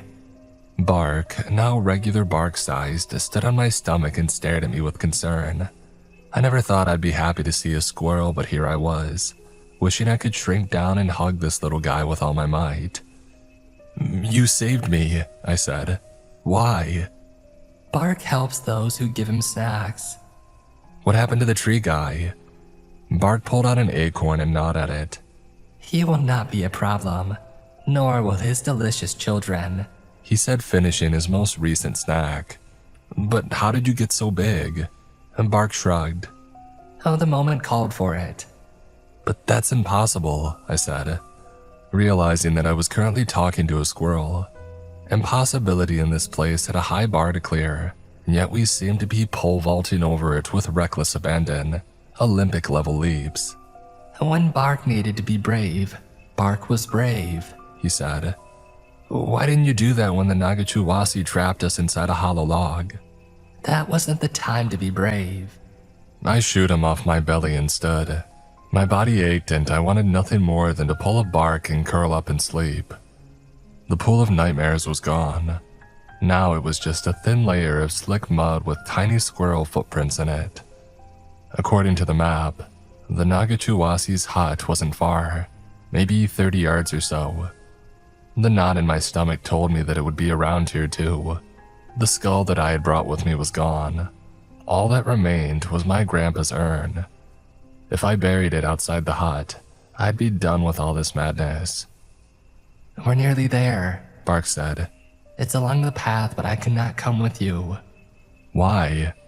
It is not my journey, Snacko 2, he said as scampering up a nearby tree, nearly lost in the surrounding fog. Go, before the Nagachuwasi hears us talking, he added before disappearing into the canopy of the tree. The world went silent. Come on, I said, stooping to pick up the urn. You're more trouble than you're worth, Gramps. I tucked it under my arm and followed along the path. The only way out was through. I needed to finish this. If I didn't, Doris and her rowdy gang of gun-touting townies would have a few choice words for me. Namely, any last requests. I wasn't sure what awaited me ahead. I had already gone through enough in the service of a man who hated my guts. Not just mine, but his own kids' guts. Hell, the nearby town's guts, the world's guts. A man so filled with hate and disdain for anyone that wasn't himself that he died doing something that he had been warned against. Instead of listening to anyone's warnings to stop, he pushed forward. How do you get there as a person? How do you stop someone from doing that? In front of me, the rumble of heavy plodding broke the silence of the world. The fog kept me from getting a glimpse. I took that as a win. As it moved, old growth branches cracked and snapped like twigs. Whatever this thing was, it moved at a steady, if slow, pace. I kept up my track. If the Nagachuwasi was going to come for me now, I had nowhere to hide. I had no friends or rodents to aid me in defeating it. I'd have to do this alone. That made me shiver. I had no magical abilities. I couldn't eat a stale cookie and become the Hulk. What chance did I have against this thing? The plotting stopped about 10 feet from me. Ahead in the fog, the faintest yellow light glowed. An unmoving lantern suspended 15 feet in the air. Something strange, well, stranger happened. The fog in front of me lifted. I had a clear line of sight to the glowing hut. My jaw went slack. It was Nagachuwasi's hut. An earthen hovel constructed of dirt, fallen logs, moss, and dead leaves. 4 hairy, stem-like legs held it aloft, each ending in a cloven hoof. The leg was a patchy mix of black, brown, and white fur. In the sections where the skin had ripped away, the straining muscles and bones were visible. The lantern hung from one of the 2 front-facing windows. The door was made of dried, stretched human skin, where their faces had been, creating a demented polka dot look. "I've come to bury these ashes. My grandpa's ashes, I think you knew him well." In the window opposite the lantern, a pair of glowing red eyes emerged. I was being watched, though examined was more apt. And the Nagachuwasi didn't speak a word, it didn't move, didn't do any of the things I expected it to do. "I have nothing to do with any wrong that he may have caused you. We weren't close. I just want to put an end to this." There is no end to this cycle. The Nagachuwasi hissed from the window. I am timeless. "I have nothing to do with you." The eyes at the window disappeared. Immediately, the sensation of hot breath on my neck made me shiver. The Nagachuwasi was behind me.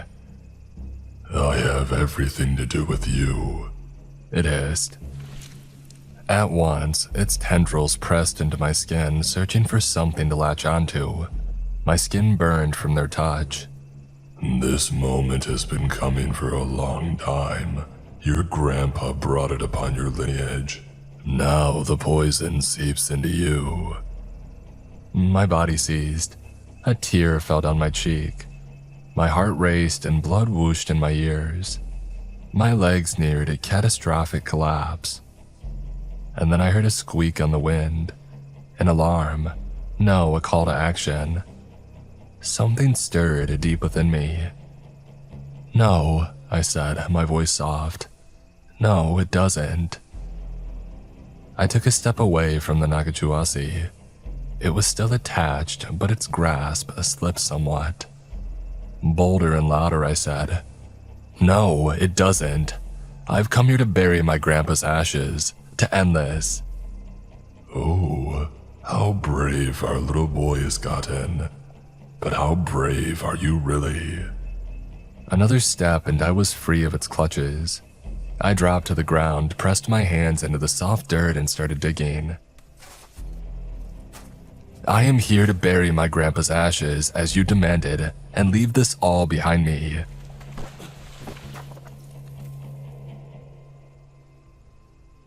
The Nagachuwasi shoved me, causing me to fall forward and knock the top off the urn. Grandpa's ashes spilled out and mingled with the dirt. I turned to see the creature, but it was gone. A familiar voice called out to me, one I hadn't heard for years. "Grandpa." I turned and the man loomed over me, but he wasn't made of flesh and blood, no. He had been reconstructed from the spilled ashes of the now empty urn. "The reason I hated your father and your mother was because of you," he said. "I hated you from the moment you slithered out of your mother's diseased hole. I hated the moment you first laid eyes on me with your childish cooing and foolish brain. I hated you because you were weak and unworthy of my wealth, of my name. You were a mistake, nothing more than an untended wound left to fester. A dullard, a boring fool. You were born nothing, have become nothing, and will die with nothing. You are my greatest shame and the reason that I sought to escape in the arms of the Nagachuwasi. You are the reason for your imminent demise, boy. You're a failure in every sense of the word." I lowered my gaze. I didn't see his face, but his smug smile was imprinted on my mind. The Nagachuwasi had tried threats, it tried horror, it tried violence. Now it was trying shame. Like an overly cocky fighter finally finding an opponent's weak spot, it hammered away waiting to deliver its knockout punch. But I knew how to take a punch, and I found the strength to throw my own. "No," I said firmly, my eyes meeting his. "The only failure that I see is the husk of a sad, lonely old man so desperate for connection that he sought refuge with another monster. But monsters don't play fair. The Nagachuwasi saw through you, used you, and now wants to use me too. But I won't let it. I've come to bury you, and that's what I intend to do." I kicked the urn into the little hole that I had dug and dropped to my knees. As I shoveled handfuls of dirt over the brass, the ashes puffed away, and the Nagachuwasi appeared in its place. It shot out its arms, wrapped them around mine, but I kept shoveling dirt onto the pile. "I am timeless. You cannot escape me," it screamed as it pulled me closer to its open arms. I wrenched myself free and kicked a clump of dirt at the urn. It sailed through the air and landed on top of the brass, covering it completely. Grandpa was buried, finally. The grip on my arms loosened. The Nagachuwasi was gone. The weight that came off my body nearly made me take flight. I was free of it, of him, of the cycle forever. I stood, caught my breath as the tears began welling in my eyes. I laughed to stop the sobs, but they came anyway. I let them, welcomed them. This wasn't sadness, this was joy. A joy so deep the devil himself would have a hard time not smiling. After I caught my breath, I sighed. I'm never coming back here again. I pulled the map out of my pocket. A fresh path had been created. It led to the front door of the Nagachuwasi's hut. What had once been a dead end was now my exit. I lowered the map and watched as the house took 5 rumbling steps toward me before settling down to the forest floor. The front door creaked open. I kept waiting for the Nagachuwasi to come walking out, taking revenge on me, but nobody came out. It wanted me to go in, so I went. "You know you have a squirrel sunbathing on your rocking chair," the friendly UPS driver said, handing over a package. "I ain't never seen one sleep with people around." I glanced out to find a black squirrel sprawled out in a ray of sunlight that lashed across my porch and smiled. "Oh, he just ate," I said. "He always naps after." The UPS driver laughed. "That's the life, huh? Fat and happy." "I'll take happy. The squirrel can keep fat." The driver laughed.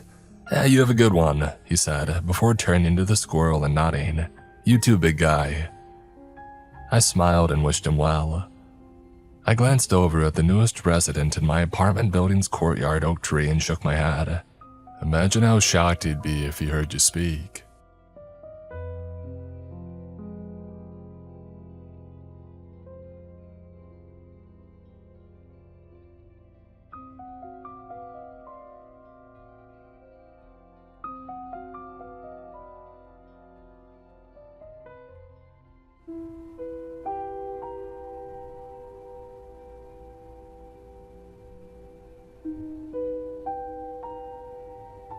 I had only met my employer once, and that was when I first met him. I was fresh out of college back then with a liberal arts degree and no job. In fact, I had been struggling to find a job for months, and I had been living in my car to save on money. My daily routine at the time was attending job interviews and doing odd jobs for cash. It was a cycle that I thought I was stuck in without any escape. And then I met him. I first saw him standing outside of the building that I had just finished a job interview in. He was old, lanky, and was wearing a suit that was cleaner and better than mine. As I passed by him, I managed to catch a glimpse at his face, and I felt a cold chill run through my spine. Staring back at me with a large grin, as the man gave an unsettling aura that immediately made me uncomfortable. Not wanting to be under his continuous gaze, I decided to quicken my pace and get back to my car. I didn't know why he was staring at me so intently and with such a disturbing smile, but he wanted something from me that he should have called out. Instead, though, he simply remained silent. When I glanced back, I saw him still standing there, still staring at me and still smiling wildly. Now, looking away and trying to forget what I saw, I tried my best to dismiss him as just another weirdo who didn't have anything better to do. It didn't take long for me to forget about the man and turn my thoughts back towards my recent interview. I felt confident about it and hoped that I would land the job. However, this confidence soon wavered when I remembered the previous a dozen times that I felt the same way and ended up not landing the job. It just seemed that no matter how hard I tried, I was just never the one that they wanted. Eventually, the rest of my walk ended up me moping in despair. As I got closer to my car, though, I was surprised to see a familiar-looking man standing beside it. Staring with intent with each step, I tried to push away the thought that it was the same man from earlier. After all, it could just be another suited man who just happened to be hanging out near my car. It was strange, but not impossible. However, as he turned his face towards me and smiled, I knew for certain that it was the same man from earlier. Feeling my stomach drop at the sight, I suddenly stood there frozen and I stared at him. At that point, my mind couldn't help but wonder how he got there before me. He was clearly standing still behind me earlier, and I didn't notice him go past me when I was walking. So how did he end up in my car before I did? Had I been that distracted in my thoughts? More importantly though, why was he by my car? Did he want something from me? And before I could call out to him and ask him those questions, he suddenly spoke up and approached me. Still unaware of his intentions and finding him dangerous, I slowly backed away. "Looks like you're a person looking for a job," he said, his voice sounding rugged and unassuring. "Yeah, why do you care?" I replied, still slowly backing away with each step that he took. "You got one to offer to me?" "Actually, I do," he said, his smile growing wider, if that was even possible. "How would you like to make $10,000 a month?"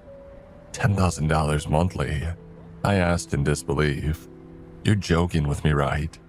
"Oh no, I'm very much serious," he said.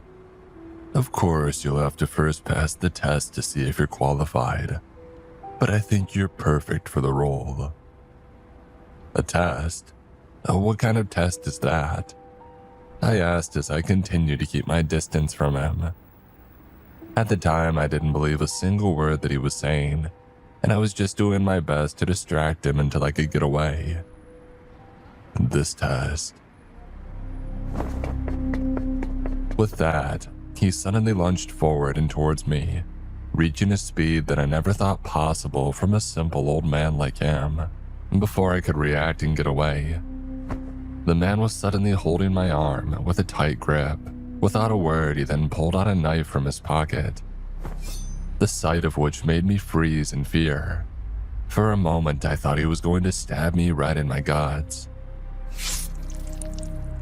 But instead, he ended up using the knife to make a light cut on the palm of my hand, my blood coating the steel and dripping onto the ground. Watching him with shock and fear, I then saw him raise the knife towards his face before licking the blood that coated it.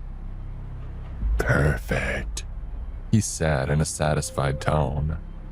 "You're the one we need. You're hired." While I was unable to process what had just happened, he let go of my arm and allowed me to regain my composure. Realizing that I was free from him, I quickly withdrew my arm towards me and prepared to leave quickly. After all that I had witnessed, I thought that the man was insane. Before I could turn around, though, the man pulled out an envelope from his coat and handed it to me. I stared at the envelope for a second before looking up at his smiling face. Unsure what I should do, I remained standing there. "Take it," he encouraged me.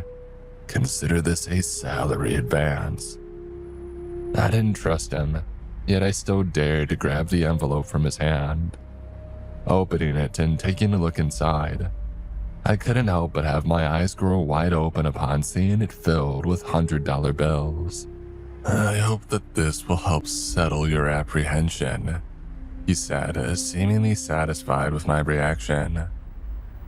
Turning around, he then began walking away from me and giving me one last instruction as he went. "In your car is another envelope, a larger one this time.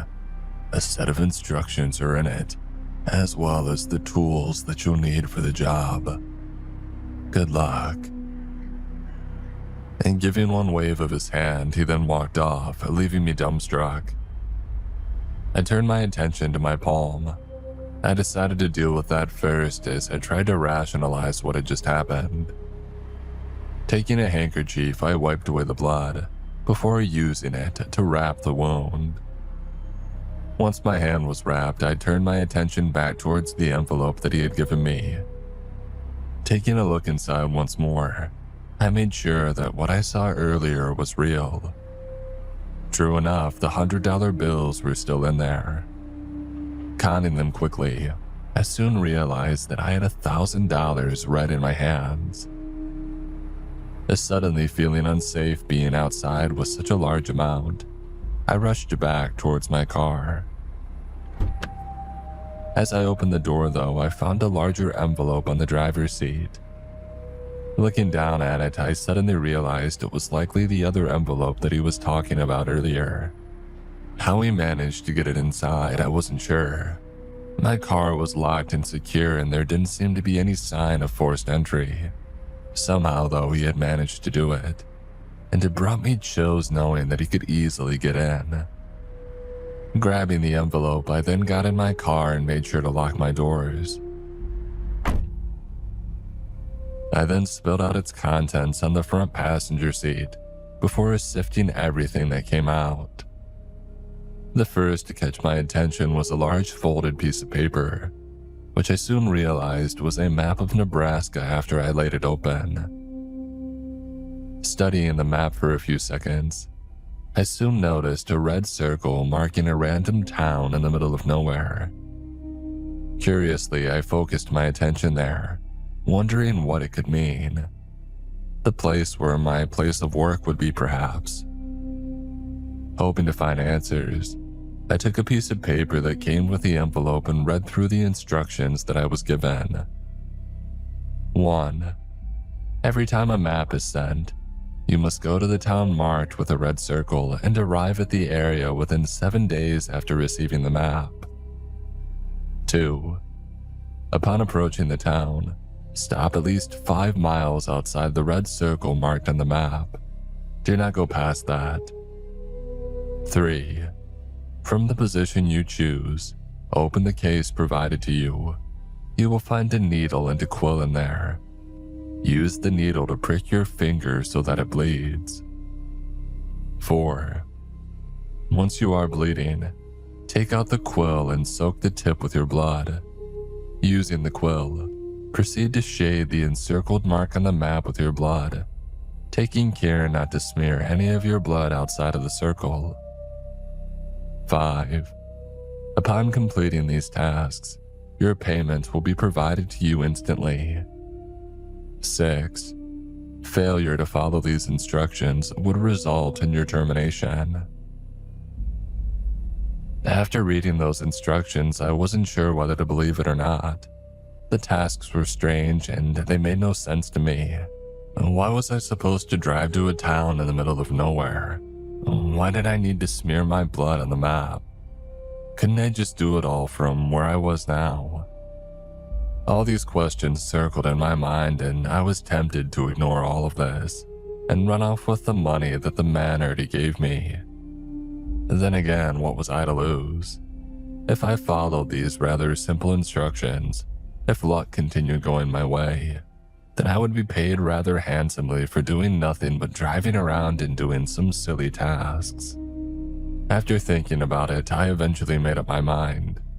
With $1,000 in hand and a potential for much more, I decided to head to the Midwest.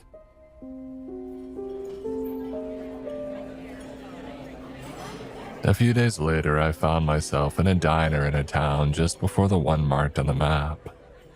As I sat there looking over the map while having coffee, I wondered what awaited me after I completed the instructions given. It was during this moment, though, that somebody from behind me suddenly spoke, catching me off guard. "I plan to travel there, stranger," the voice said from behind me. Turning around, I saw a man around my age looking down at me with a friendly smile. Confused at his sudden intrusion, though, I gave him a suspicious glare as I wondered if he was working for the suited man to keep an eye on me. Seeing my rather unfriendly look, the man gave a little chuckle. "No, sorry for disturbing you, but I promise I don't mean any harm. I just couldn't help but notice that you have my hometown marked on that map. You see, it's strange to see somebody from out of town heading there to visit." Still remaining suspicious, I quickly folded up the map. "How do you know that I'm not from there too?" I eventually asked them. "Oh, that place is a small town," he said with a friendly smile. "If there was somebody around my age from there, I would know them." Sighing, I shook my head, realizing that I can't make use of the excuse of me being from there. Trying my best to think of a different reason, I ended up awkwardly staring at him for far too long. The man seemed to interpret this as, "Listen, stranger, I didn't mean to put my nose in your personal business," he said apologetically. "I was just a little curious, you know. Anyways, I'll leave you be. I hope you found what you're looking for there." And with that, he left, leaving me feeling a little awkward and embarrassed. Hoping to shake away that feeling, I decided to head out and take on the last stretch of my journey.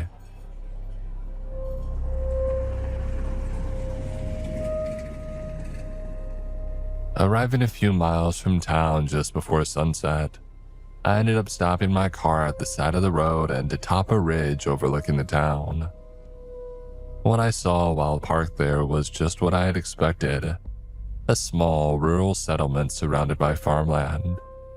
It was quite a peaceful sight, actually. For a moment, I even considered the possibility of settling in such a place if I saved enough money. After a few more seconds of enjoying the view, I quickly grabbed the map and got ready to do the job that I was sent here for. At that point, I still thought what I was doing was silly. However, as long as I get paid, I was going to do it. Unfolding the map and placing it on my lap, I stared at the map and looked at the encircled town. After checking my phone to make sure that I was a good few miles outside the area marked, I then opened the case and pulled out the stainless steel needle in it. Taking a deep breath, I then quickly pricked my left index finger, making sure that it was enough to make me bleed. Once that was done, I then used my free hand to bring out the quill and dip the tip of my bleeding finger. After making sure that enough of my blood had soaked into the quill, I then gently lowered it towards the map and hovered it over the area where the town in front of me was located. Without hesitation, I then began shading the area with my blood, following the instructions carefully and making sure that I didn't spill any outside. When I was sure that I had completely covered the circle, I lifted the quill and stared at my work, and then I began to laugh. What I just did was bizarre and made no real sense at all. It seemed funny at the time, and being there and actually having done it made me think that it was just silly and stupid. I ended up laughing for a whole minute before noticing that the ground was shaking. At first, it confused me, as I felt my car swinging gently. Eventually, the shaking started to intensify, and I assumed that an earthquake was happening.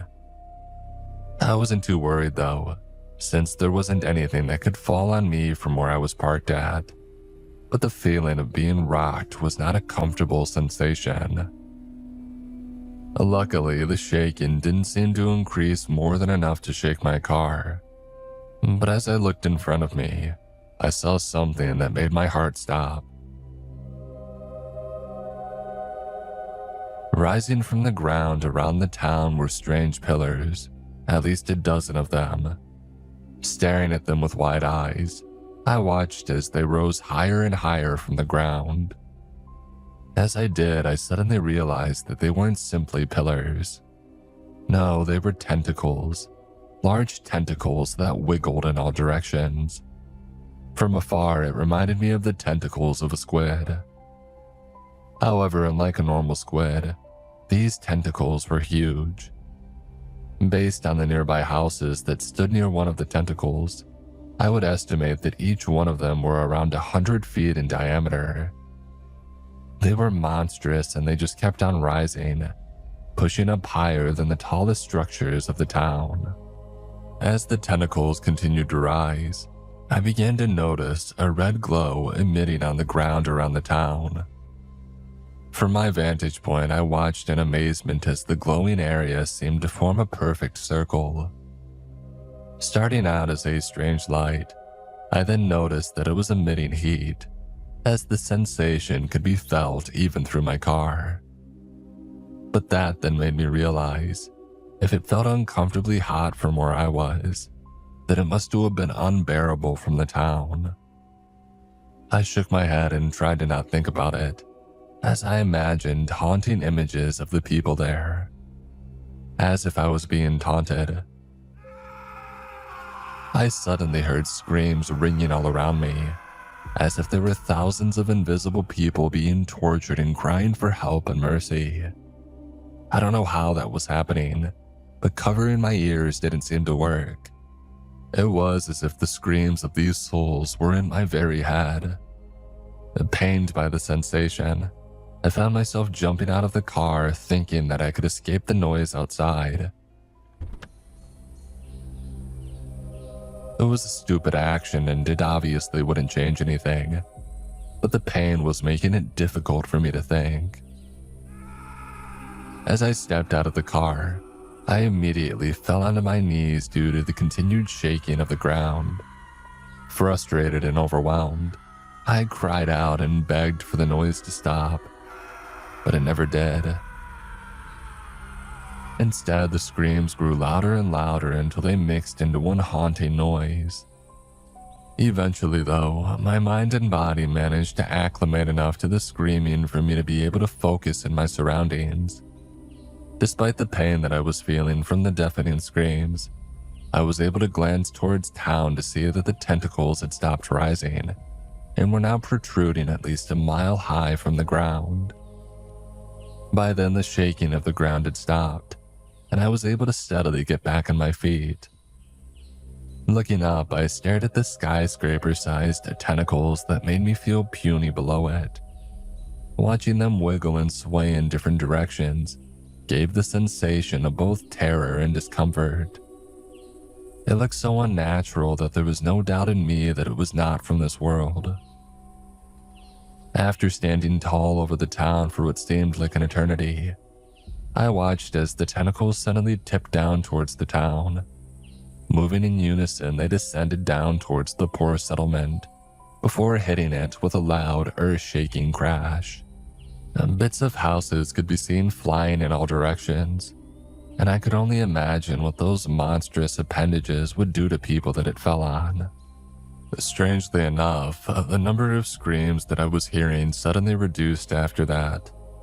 Although I could still hear pained shouts and crying, its loudness was reduced to half. The slight relief this gave me was quickly shattered upon the realization of what that meant. My mind was too clouded by pain to think of it earlier, but not that I was slightly brought to ease. I quickly drew the conclusion that the screams were from the town's inhabitants. If that was the case, though, then the fact that it was lessened meant only one thing. I felt sick in my stomach at the thought of that. However, the horror of what I was witnessing was not over yet. After the tentacles landed on the ground, I watched as they began pushing the whole town down towards the earth.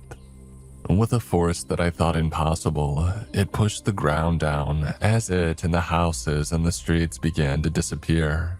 Unable to look away, I kept my eyes fixed at what was unfolding, while my mind was tortured by the increasing screams of the few people who remained alive there. Eventually it ended. The tentacles disappeared into the ground and the red glow that encircled the area where the town should be was gone. What was left was an empty expanse of open fields with no structure or people left behind. It was as if nothing had ever existed to begin with. Also gone were the screams, as I found my head had become quiet once more. Yet despite that, I felt more sick than I was earlier. Although I was far from the destruction, the horrors that unfolded left a mark in me, as these sounds of the victims' screams still echoed in my memory. To make things worse, I began to quickly realize that I wasn't just an innocent bystander. As my head began to clear, it soon dawned upon me that I was the one who likely had caused all of that to unfold. I was the one who destroyed that town. I was the one who had killed the thousands of people who lived there. Unable to control myself, I ended up kneeling to the ground once more and puking. I don't know how long I ended up puking and coughing on the ground, but eventually I heard the sound of a car stopping near me, followed by a door opening. Still traumatized and sick from what I had encountered, I paid little notice at first and I continued to stare at the ground. However, once the person who got out of the car approached and spoke, I immediately recognized who it was. "Hey, you okay there, stranger?" a familiar voice said. Immediately looking up, I saw that the man standing there was the same one that I had met at the diner. The same man who said his hometown was the one that I had witnessed being destroyed. Unable to speak, I just ended up staring at him, not sure how to interact. He, however, just gave me the same friendly smile. "Oh, wow, it's you again," he said with a chuckle. "Still not much of a chatterbox, I see. Anyways, you okay there? You seemed to be really sick when I first noticed you on the side of the road." Seemingly unable to form words at the time, I simply pointed towards the direction of where the town was. And deep inside, I felt guilty, knowing that I had helped in the destruction of his home. Trying my best to hold my tears down, I wanted to desperately apologize to him. All his family and friends were gone now, and it was all because of me. However, the man simply gave me a confused look as he glanced towards where I was pointing, before turning his attention back to me. "Those are the fields you wanted to visit, right?" he asked me. "I still don't know why you want to go there, but if it's that important to you, I won't question it." "Fields?" I asked, confused. No, that was where your hometown was." "My hometown?" he asked before laughing. "I lived here for a long time, stranger, and I can tell you that that land there has been an empty field since before I was born. My hometown is farther up from here, say 30 miles further north." None of that made sense to me. At first, I thought that I misunderstood where he said his hometown was earlier, but then I thought that I couldn't have. After all, he saw my map and the name of the town that was encircled there. So why did he claim that he was from a different town? And then a creeping thought entered my mind. Was it because of the same evils that caused the destruction of the town? Had it also twisted and distorted his memory and reality? Realizing that possibility brought a chill down my spine. Silently, I ended up getting on my feet and walking back to my car, ignoring the man's worried calls. I kept on thinking about what I had done and the work that I had agreed to do. What I initially thought was a silly and pointless job, it turned out to be far more destructive and dangerous than I thought. As I sat back in my car and closed the door, I saw the reason why I had agreed to it. Laying there on the front passenger seat was a backpack that I didn't own. Moving my shaky hands to pick it up and place it on my lap, I nervously opened it to see wads of $100 bills in it. Along with them was a small note. It read, "Your next assignment will be sent to you next month. Till then, here's your pay.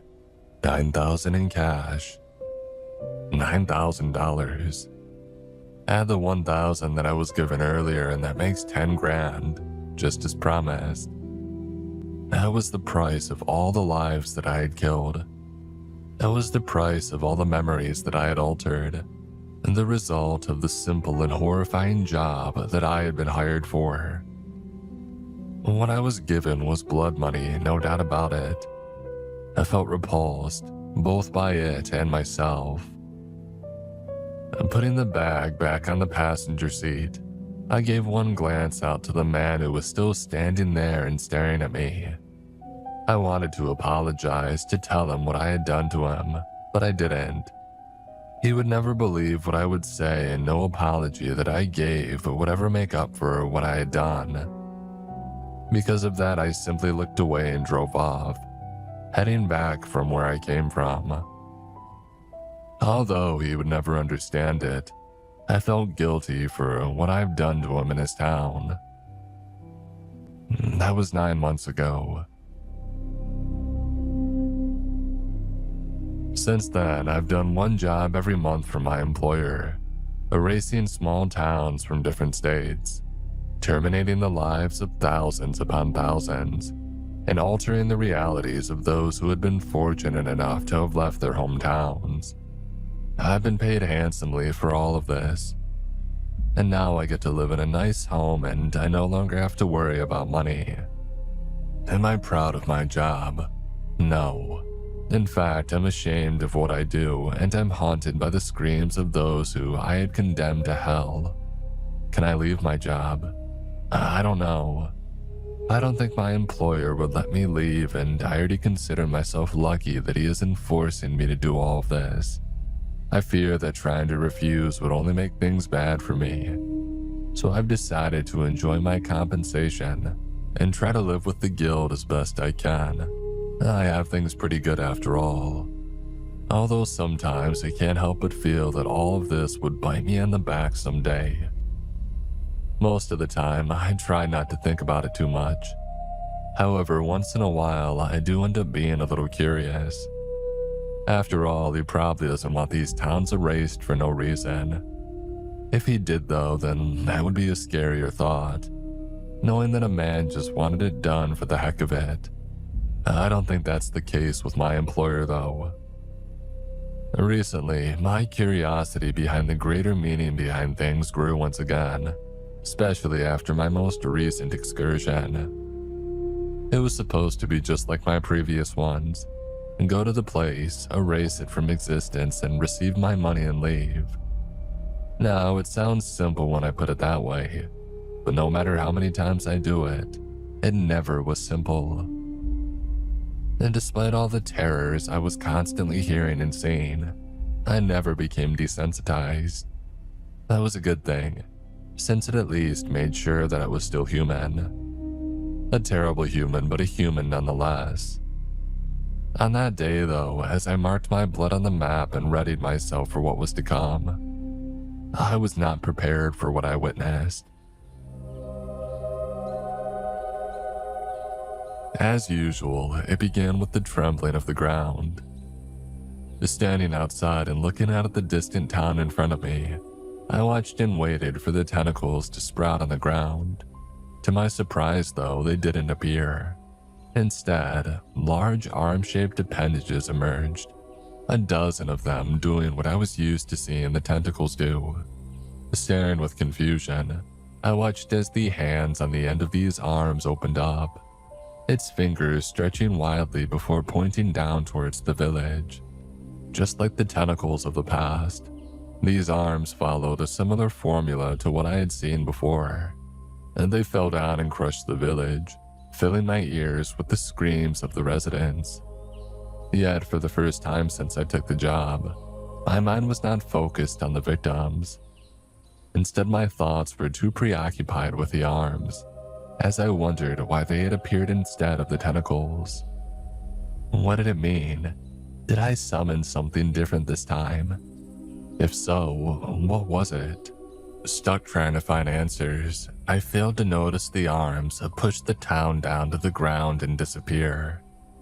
My attention only returned to the unfolding events when I saw something else new occur. As the usual red glow continued to emit in the area where the town was, something new began emerging. Wide, frightened eyes. I backed up from where I stood as a large head began rising in front of me, its surface rough, gray, and scarred. Keeping my eyes on it as it went higher and higher, I noticed patches of scars littering its skin, exposing dark black flesh and even metallic bone in some portions. It was a terrifying sight, and I felt more puny than I ever had in the past during that moment. As the head continued to rise high, it eventually stopped just as the jaw emerged. Laying dormant like that for a few seconds, I then saw its eyes scan the empty fields in front of it before dropping its attention on me. Unsure of what to do and not wanting to unintentionally provoke the giant in front of me, I simply stared back at it and stood still. Eventually, a loud booming voice echoed in my ears, although I didn't see the giant's mouth open as I heard the voice. You have done well, my child. It said with a tone that made my spine shiver. My power grows stronger because of what you and the others have done. After that, there was nothing but silence. Looking at the gigantic head in front of me, I then saw it give me a large smile, one that would forever haunt me as the gaps in its teeth seemed to give me a glimpse of an empty void. As it continued to smile at me, the head began to descend down and back into the flowing ground, while the eyes of the giant continued to stay locked on me. Eventually, what could be seen of the creature disappeared, leaving me facing an empty and quiet field. As I stood there, more shocked than I was when I did my first job, I couldn't help but struggle in grappling with what had just occurred. This was clearly no normal job, and no note from the suited man ever hinted anything like that would happen. And when I stumbled back into my car, I noticed the usual bag of money on my front passenger seat, containing the usual $10,000 salary. I could care less about it though, as I sat in the driver's seat and tried my best to comprehend what I just saw. The shock of things though made it difficult, as my heart continued to beat fast. After a while though, I managed to calm myself enough to think straight. Whatever that giant was, it was clearly not a threat to me. At least that's what it seemed. After all, it thanked me for my services and it seemed pleased with what I was doing. So that meant I shouldn't be afraid of it, right? Convincing myself that I was safe as long as I continued my work, I managed to dissipate the fear that was boiling in me ever since that giant had emerged. As I drove off and started the journey back home, I couldn't help but continue to think about what that creature had said, especially on what he meant by others. Was he talking about the suited man? Were there others doing work for my employer that were aiding that creature? For a good while, I thought about that, only to get frustrated when I realized that I'll probably never get an answer. I had no means of contacting the suited man to ask him, and even if I was able to, I doubted that he would freely tell me. Slowly, I began to accept the fact that whatever that thing was would forever be a mystery to me. However, as I stopped by a diner to replenish myself on the way home, I saw something that managed to relight my earlier search for answers. As I was moving to get a seat, I noticed a man sitting near the entrance with a map sprawled on his table. At first, I didn't pay too much attention to him, thinking that he was just another traveler. However, as I passed him, my eyes scanned the map that he had and noticed that he had marked various areas on it, areas that seemed to be in the middle of nowhere. Instead of cities, towns, or tourist sites, he was marking empty fields and random portions of road. This immediately lit something inside me, as I took my seat and kept on thinking about what I had just glimpsed. You see, after every job I did, I always paid respect to the places that I erased by marking them down on the map. Of course, no trace of them remained, but a simple mark with a name was enough to honor them. Seeing the man's map that day, I thought I was looking at the same one that I had made. Immediately, I could only conclude one thing from that. He was just like me. He worked for the suited man too. At least that's what I assumed. Remembering that the giant had mentioned that there were others also helping it, I couldn't help but connect the dots. Was he one of the others that it was talking about? And that thought of there being somebody out there with the same job as me both excited and terrified me. For starters, it meant that I was not alone in the job and that there was somebody else who felt the same trouble that I felt from what I did. But then again, it also meant that there were more towns being erased, more people whose lives were altered. That latter thought brought a shudder through me, as I had to shake my head and try not to think about it too much. Desperately, I wanted to go to the man and talk to him. There were so many things that I wanted to ask, from how he dealt with the heavy burden of our job, to whether he had seen the same giant that I saw that day. It wasn't like that wasn't allowed. The rules the suited man gave me never mentioned that I wasn't allowed to talk to others like me. However, as I turned my head to check the map, I was disappointed to see him no longer at his seat. Instead, I noticed that he had already gotten up and was heading for the door. As I watched him, I saw a familiar-looking backpack slung on his back. And that alone was enough to tell me that my theory was right. Deciding not to chase after him, I sat there and hoped that I would encounter him again someday. However, there was something nagging me, something that made me uncomfortable. Recalling the map that I saw, I suddenly felt the urge to compare it to the one that I had. A day later, as soon as I got home, I rushed towards my room and pulled out the personal map that I had to mark the sites of my recent jobs. Laying it down on my bed, I then grabbed a marker and began placing an X on the general areas that I saw marked on the other man's map. I couldn't recall every single area that he had marked, but I recalled just enough to pinpoint the general area pretty decently. Once I had finished plotting down everything that I could remember, I then looked down on the map and glared at it with a dreadful expression. The towns that I erased, combined with the ones that I recalled that the man had charted on his own map, formed the shape of an incomplete pentagram. Based on my estimation, my employer was, more or less, 10 towns away from having it complete.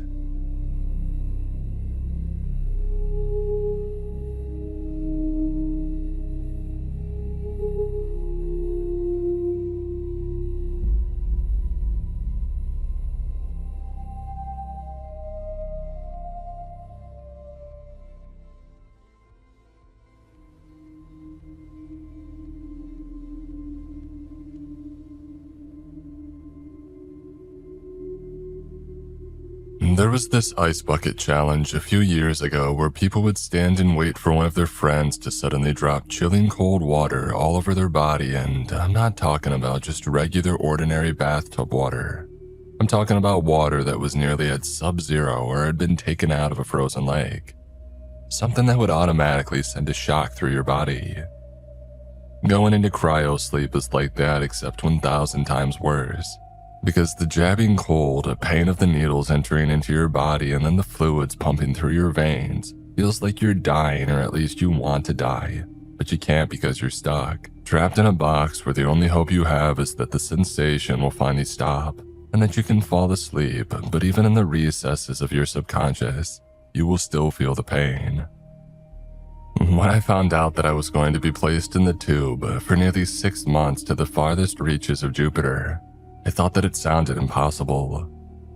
As far as I knew, Musk was the only guy around spending billions to get people to Mars, so deep space exploration wasn't even in the cards in our lifetime, or even our children's lifetime, I thought. Turns out that I was wrong. A sharp jolt to my head had told me that I was being woken by the onboard ship's computer, which by all accounts seemed a little too early until I saw the nearby monitor confirm that we had traveled the necessary distance across the stars. And turning over on my side, I spat up some saliva and blood, my body aching from the dormancy.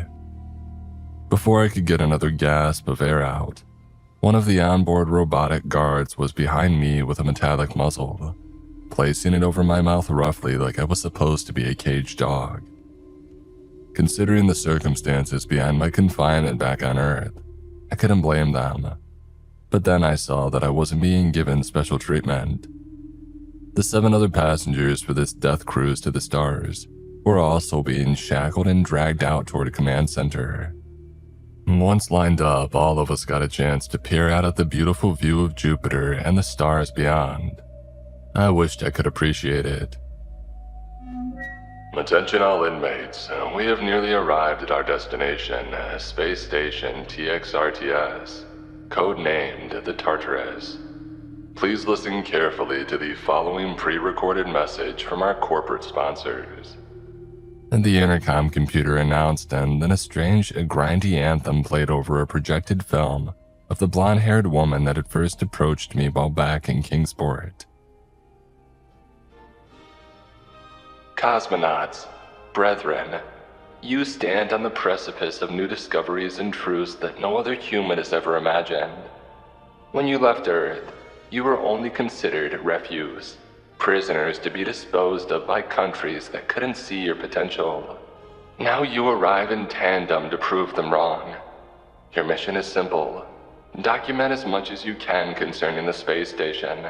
To do so, your new gear has come equipped with microscopic digital sensors which will automatically feed the data of your search back to the craft. Once we have determined that we have sufficient information concerning Tartarus, your life support systems will be cut off and your mission will be accomplished. Do not attempt to run or hack any of your gear, or termination will occur at any given moment. The video feed cut off and I swore the prisoner next to me was chuckling beneath the mask. It was humorous in a dark way, given that we had all been promised executions on Earth before the launch. I suppose none of us really assumed that a return trip was going to be possible, but hearing confirmation that our only purpose here was to be living cameras for their campaign, it made me feel angry. I thought that I had come to terms with the fact that I was going to spend the rest of my days in a cell paying for my crimes. But having that taken away to play puppet in space for some rich elites, made my blood boil. Next, the computer gave us areas of the station to explore. Mine was labeled as Area D, and the man next to me with the bizarre sense of humor was assigned as my partner. Since we had no ability to speak to one another, I pointed at him and gestured with my hand at the number 2, and then back at myself as number 1. All he did in response was hold up the middle finger and then move toward the first seal where our craft connected to this mysterious station. I had no idea what to expect on the other side, nor any way to voice my concerns with my partner. so the only option was to keep a close but safe distance from each other as the airlock slowly creaked open and the dark corridors beyond came into view.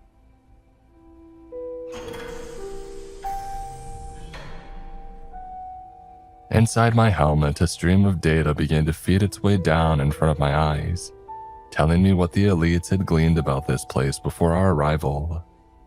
Codenamed Tartarus Station, so named for the Grecian abyss where the titans of legend were said to be imprisoned by Zeus. This is the first known record of an unknown space orbital of any kind.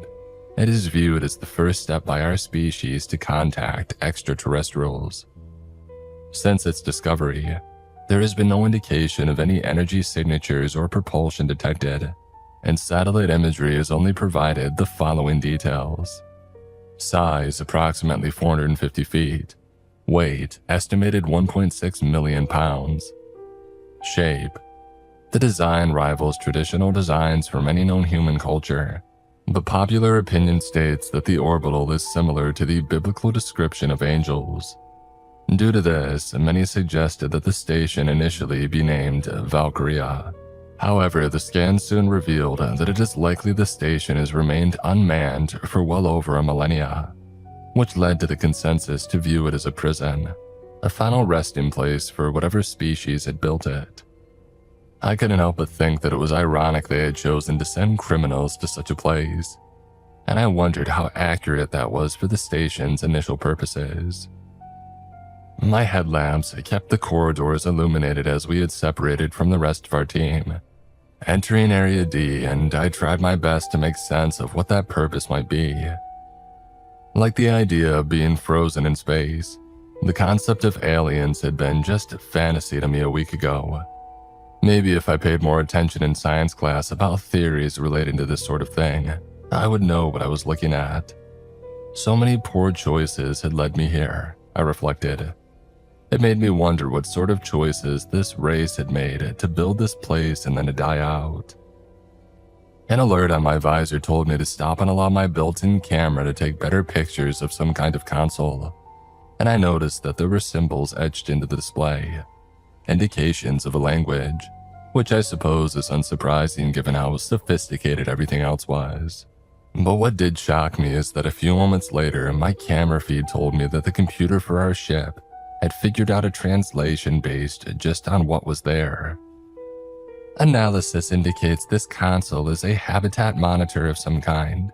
Further data of surrounding area needed. My partner grunted for me to shine a light on the larger portion of the room, where we saw what looked like miniature biomes, each self-contained within a hive-like system of metallic pylons. If this was a monitor that was testing the viability of different types of environments for life, perhaps that meant this race had been searching for a new home. The data further revealed that there was a network beneath our feed of intricate wires and equipment that the scans confirmed were once meant to serve as generators. But I doubted anything like that could possibly power up after all this time. Instead of focusing on that query, I decided to follow the nearby corridor to one of the exterior rings for the station, marveling at the design. It appeared that the rings were meant to serve as some sort of perpetual motion, phasing in and out of space around them at rapid speed. It just didn't seem humanly possible, but I had to remind myself that this was a species far beyond our capability. Still, as I climbed one of the rings, I noticed that a lot of the structure reminded me of things that might be found on Earth, which seemed impossible. I've always imagined that the architecture, the way of life, and even ordinary things like doors and windows would be completely different from alien species. Not so here. Maybe that was why our holders were so interested in this place. It wasn't simply about discovery, but exploiting this technology for our own advantage. As a criminal, that was something I could relate to. We are not so different, I thought as a reminder of complying with our instructions had flashed on my screen. I guess that was enough curiosity, I thought as I began to climb down.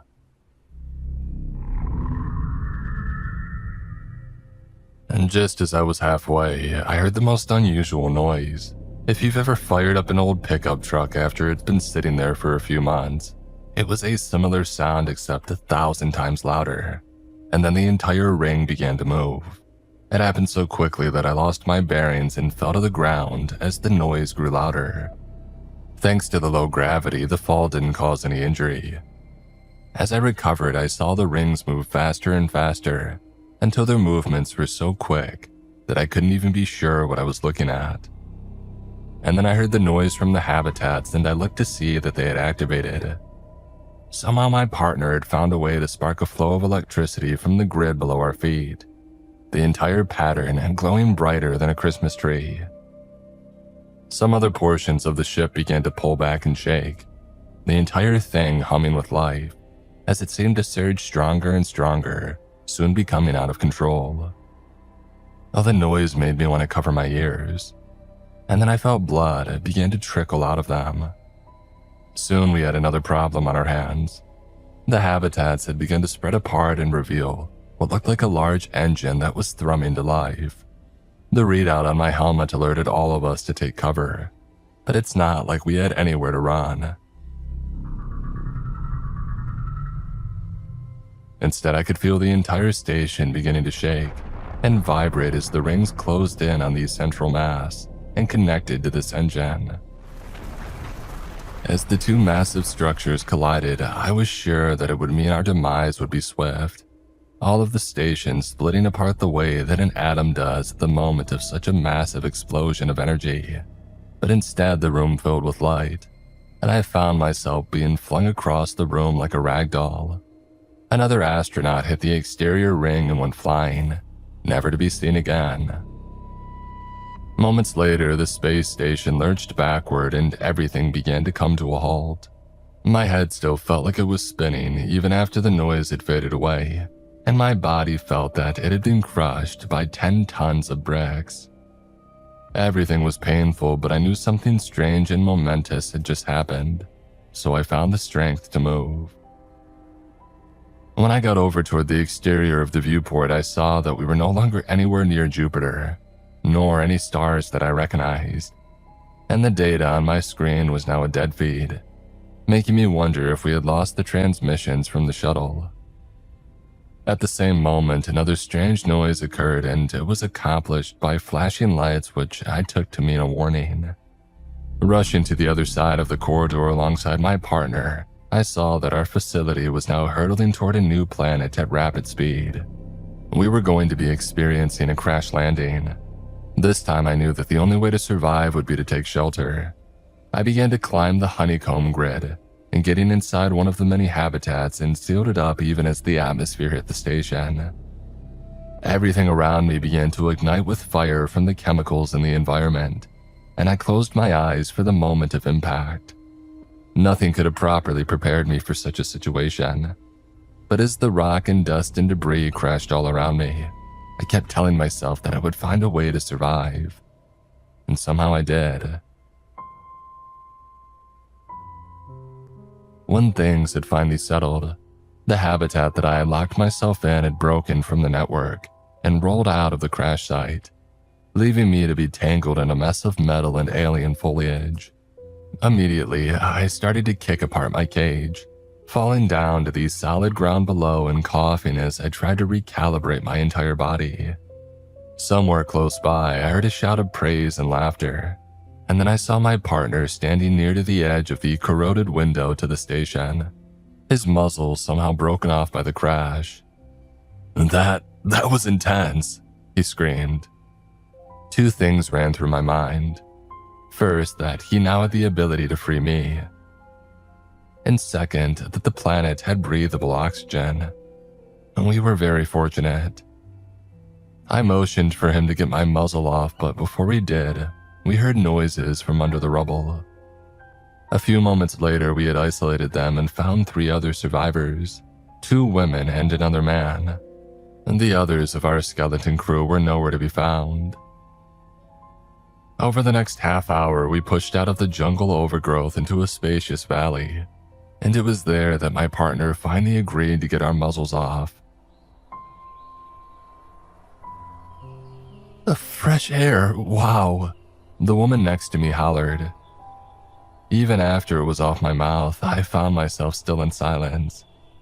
I was in awe of our surroundings. The valley spread out in all directions with rivers, forests, and vegetation. It was like a depiction of paradise. I explained as I began to settle into the concept that something good could come out of this. We're quite likely outside the known Milky Way. The second woman, a black girl named Kayla, commented as we started back toward the ruined station. Without any means of communication with our shuttle, that means that our kill command can't transmit properly. We're free, she announced. It was tough coming to terms with the reality at first, maybe because I wasn't sure what would happen next. Would we live here now? For how long? Was returning to Earth even possible? And would we want to return if we had the opportunity? None of those questions could be answered right then and there. So Kayla and the senior of our group, Thomas, made camp near the debris, and we all got to know each other a little bit better. Okay, before we make introductions, I want one thing clear. This shall be tabula rasa, a clean slate. We're not going to discuss any crimes that led us to be incarcerated, only our values and what identifies us. I think it's only fair we take the chance to build something new here, Thomas told us. What do you think that means? Are you saying that we start a whole new life here? Rem, the younger woman, asked. Miguel, the man that had almost died from the entry crash, commented that it was quite likely that no rescue would ever come for us. Oh, Earth is just a distant memory now. For all intents and purposes, we are going to make a colony here, I guess. The man that I had once been partners with, who called himself Zero, chuckled. What's so funny? Kayla asked. Well, if this little new world order is going to be successful, one thing is clear. Somebody's going to have to start shacking up with somebody else. So how do we decide who gets to become lovebirds? Do we draw straws? The uncomfortable silence that followed told me that nobody else had considered that, but it was a valid point. I think we can't make any sort of big decision until we understand more about this world, Thomas told him. It was clear that he felt that he needed to be a leader, perhaps because of his age. So that night, we lay beneath the stars and agreed to remain closer to the debris as we begin to explore the area and learn what we can about the flora and fauna. A whole new world, ours for the taking, I thought, as the night finally allowed me to settle. For the first time since being out here amid the stars, I felt like I could hope again. We chose to expand from the debris of Tartarus after that first night, using what we could from the wreckage as makeshift weapons and cutting down the foliage until we arrived at a wide open field with nothing but green grass and a few trees to see for miles. This place is beautiful, Kayla commented with a whistle. Zero dropped his weapon and let the midday breeze give him a chance to smell the air. Question is, can we live here? He muttered. I'd been wondering the same thing. Our hope of survival depended on finding food, animals, and water.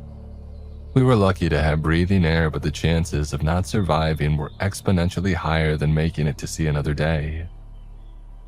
Let's try and have a little faith. It's a miracle that we even made it this far, right? I commented as we started to move again. Miguel had spotted what he thought might be an orchard of some kind. As we got closer and the horizon became clearer, I realized that it was a massive, overgrown garden of trees and flowers, all intertwined together with what looks like metal and vines. And do you suppose the aliens that built that craft came from here, and the Tartarus was their escape to a new world? Miguel wondered.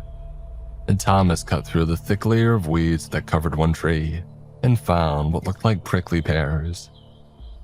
We can wonder about that another day. I think this should be safe to eat. He commented and gestured towards the other fruits nearby.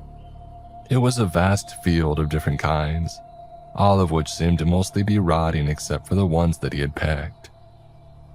This ecosystem is so bizarre, the second woman, who I learned was named Blair, had commented as we started a fire and I watched the sky darken. This place feels so empty too, though. I think that we might be the only living things here, I said. And just then we heard something from amid the foliage and I grabbed my scrap metal to defend the others. Zero emerged with his trousers down from taking a piss and remarked, "I think you all ought to see this." Amid the dense forest, he found a metallic object, large and impaled in one tree. Its strange, twisted blade causing the tree to give off an ethereal glow, and to pulse the way that a heart might. Amid the roots of the tree I saw what looked like scars, and as I got closer I realized that they were symbols, resembling the ones that we had seen on the space station. "It looks like your theory was right, kid." So much about this feels so surreal, and yet so familiar, Kayla admitted as we chose to set up camp near the glowing tree. Something about its foliage and fruit seemed different than the rest, as though it was the core of the network and supplying all else. "I've felt that way since we got to the station, really. I know it sounds crazy, but I think these aliens, they might have been connected to our very first ancestors," Thomas remarked. Zero was trying to climb the tree to reach one of the branches that offered the crystalline fruit, and I asked Thomas what he meant, and so he gestured around us before commenting. "Oh, it's like Kayla said. This place, it feels like a distant memory, or a shared dream that anyone can recognize. Something deep inside all of us senses a connection to this place. Don't deny that," he said. He was right, but the fact scared me. It seemed impossible. Humans have only just barely started understanding space travel. All of the things that we saw on that station and even this biologically advanced plant life, it's light years ahead of our current tech, I commented. "I'm not trying to say that I fully grasp it either, but I feel certain that this place holds answers to some of our deepest truths. The very origins of our species," he said. Just then, Zero tossed a glowing fruit down to Blair and then one to me. "Oh, sounds like mumbo jumbo to me. I've read my Bible and I don't remember it ever saying God made man and then sent him to Earth," he remarked. "Oh, so you're a preacher now, are you?" Kayla said with a chuckle as she tried to get a bite of it. The exterior of the fruit was harder than a rock. "Oh, I got as far as Genesis," he retorted, which caused a few chuckles. I stared at the fruit, a thought forming as I remembered some of those stories myself. My grandma used to read a book of Bible tales right before bed. The stories of creation and the first sin had always been one of my favorites, so the scriptures stuck in my head. And then God said, "Let us make mankind in our image." I mumbled as I stood up and looked at the sword-like tree and the overgrowth around us. "What's gotten into you?" Miguel asked. "The Lord took man and placed him in the garden." I responded and pointed at the tree.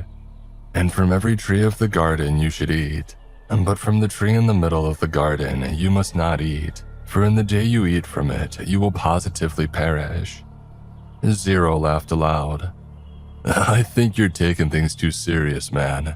That crash must have jostled your noggin." "No, don't you see?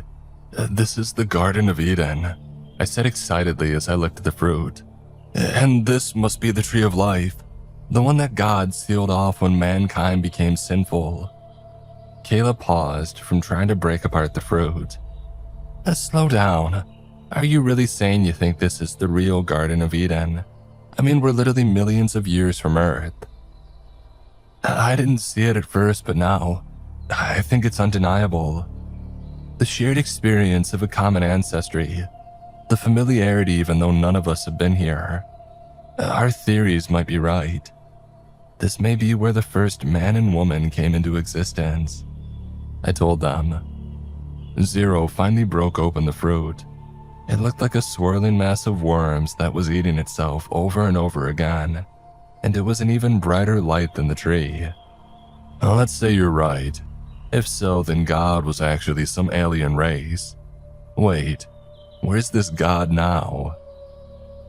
I didn't have an answer, but none of us were sure what to do now. Except Zero. He bit into the worms and let them slither into his mouth. "What the heck are you doing? You don't know what that could do," Miguel shouted. "No, I'm testing the theory that Adam here just spouted. If this is the tree of life like you claim, that means it'll make me immortal with just one bite." He took his weapon, and before any of us could object, he ran the sharp end of the blade right along his belly.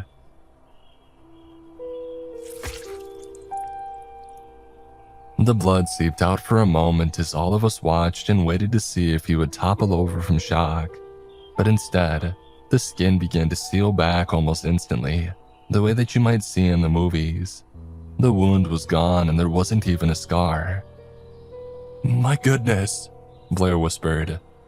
"So then it's like the cure for cancer, influenza, and the plague all in a single dose?" Kayla asked.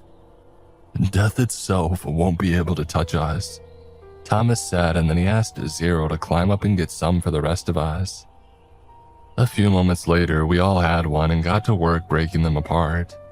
Once we were done, all of us had decided to eat together. On the count of 3, Miguel suggested, and on 3, we devoured that fruit.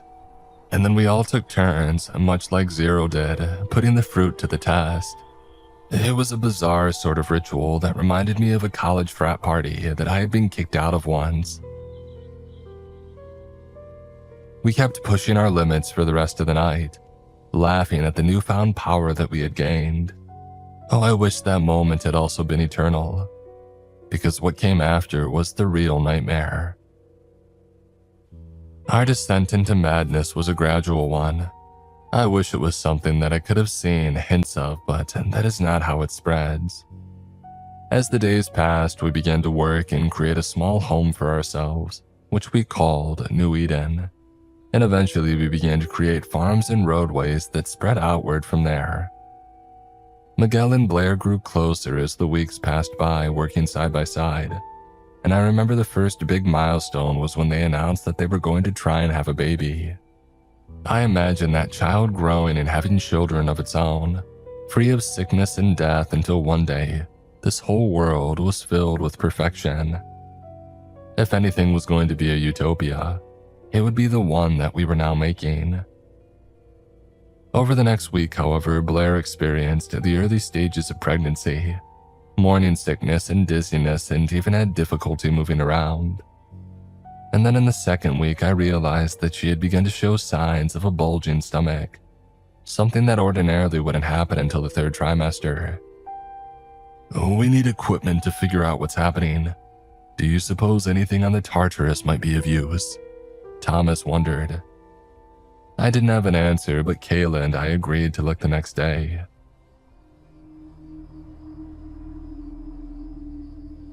And that night, her pain got more severe. The baby inside her was growing at a much faster rate than she could handle. At one point, when her screams woke me, I saw it stretching her skin to its near breaking point. But because she kept healing over and over, it would never actually break through. Kayla gave her something that we had found which seemed to work as a sedative, and it gave me a concerned look as our friend finally fell asleep. And then we both sat in silence and looked at her distressed eyes, and I found myself wondering if this was the price that we would all pay. And the next day, as we searched the debris of the craft, Kayla told me that she was worried too. "She won't be able to die from this, but it'll be a living hell, and that will be far worse. She'll be begging for death," she said as her eyes welled up with tears. "There's gotta be a way to help her. Zero has been scouring further and further to the west of the rivers, near those mountains we thought might house old facilities. If we can't find anything here, I'm sure that he will there," I told her. "Well, what if he doesn't though? What if she's doomed to just keep on experiencing this suffering forever?" I knew that she was also equally worried about her own future, but I stayed quiet. I didn't have the answers anyway. Blair's screams didn't stop until the middle of the night. When I went to go see why, I only discovered more terror. Zero was standing over her with a large rock and had smashed her face in, enough where it would take a few hours for the fruit that we had eaten to make her recover. I couldn't even find a reason to be angry when I saw what her unborn child had done to her body. It was tearing against her skin, trying to break free, and it had even gotten to the point of breaking her back. "We have to find a way for it to be free," he said. "I'm not proud of what we did, but as we aided in its release, the creature's head finally burst out, its head bulbous and its voice shrill with anger and pain. Dear Lord," I said as Zero disposed of it, the poor beast finally silenced. "We've only delayed our problems." Zero wiped sweat and red from his brow, tossing the rock aside. "Come with me. There's something that I want you to see." I asked him where we were headed as we left camp, but my guide remained silent, the sun rising over our new colony a few hours later as we left anything that I was familiar with. Most of the world around us was uncultivated soil, and Zero had been searching for something that might give us insight on what went wrong all those ages ago, when our ancestors also ate from the tree. Finally, we arrived at a valley where I saw a structure that was about as tall as the sky itself. It was broken and dismantled, having fallen from the East Canyon above us, but it was still a marvel to behold such an immense skyscraper. "I give you Babel, or at least, that's what it appears to be anyway," he told me as we got over the next set of rocks. I vaguely recalled the biblical legend. It was a place where supposedly God had mixed up all the languages.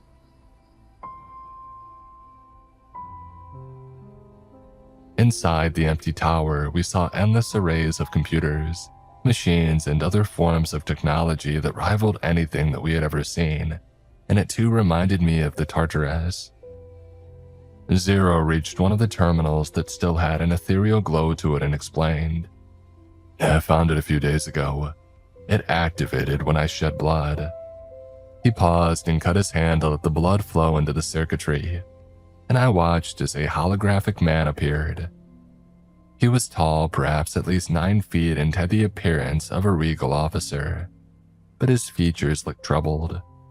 And as he spoke in an unknown tongue, Zero said, "And this is where I need help. Can't make sense of anything they say." I started checking the computers, using my rudimentary methods from before our arrival to hack into the system. It was a bit archaic, but it worked. Soon the projector started to change its format into a different language, and then another, and then another. Finally, we could listen to what it had to say. "Our species has reached its zenith with this new discovery, the one thing that we lacked, the one thing that can give us purpose. The research team of Colony 1 disagrees with these findings, hence the motive behind their attack. However, if we're ever going to leave this place and spread our seed into the universe, then we must be successful," the man said. It revealed detailed schematics of the Tartarus, which confirmed that this was how our ancestors had made it to the stars. "The ship shall be the ark that saves our species. Once we have traveled the length of a generation, we shall have all connection to this place purged thanks to the virus that we have crafted. Flooding our bodies with this much intense infection will of course have a secondary effect, erasing our immortality." The next bit of the hologram showed what I could only assume was the dispersal of the virus into the atmosphere as they left the planet. The feed showed every single thing on the planet would be consumed and eventually rot and die. "The apocalypse protocol that we've crafted is a secondary backup in case we fail, to ensure that this never happens again. If anybody else discovers this world and what we did here, this will be their salvation." The recording ended and it showed the Tartarus again, this time with the different schematics that explained where the supervirus was kept, and Zero commented, "We need to find that. It's the only way to be free of those things that Blair had given birth to. Outside the tower, we heard a howl across the plains, and the hair on the back of my neck stood up. That creature was recovered and possibly it was moving from the colony to find us. We had to act fast. The orbital is about a day's journey from here. Let's go, I told him.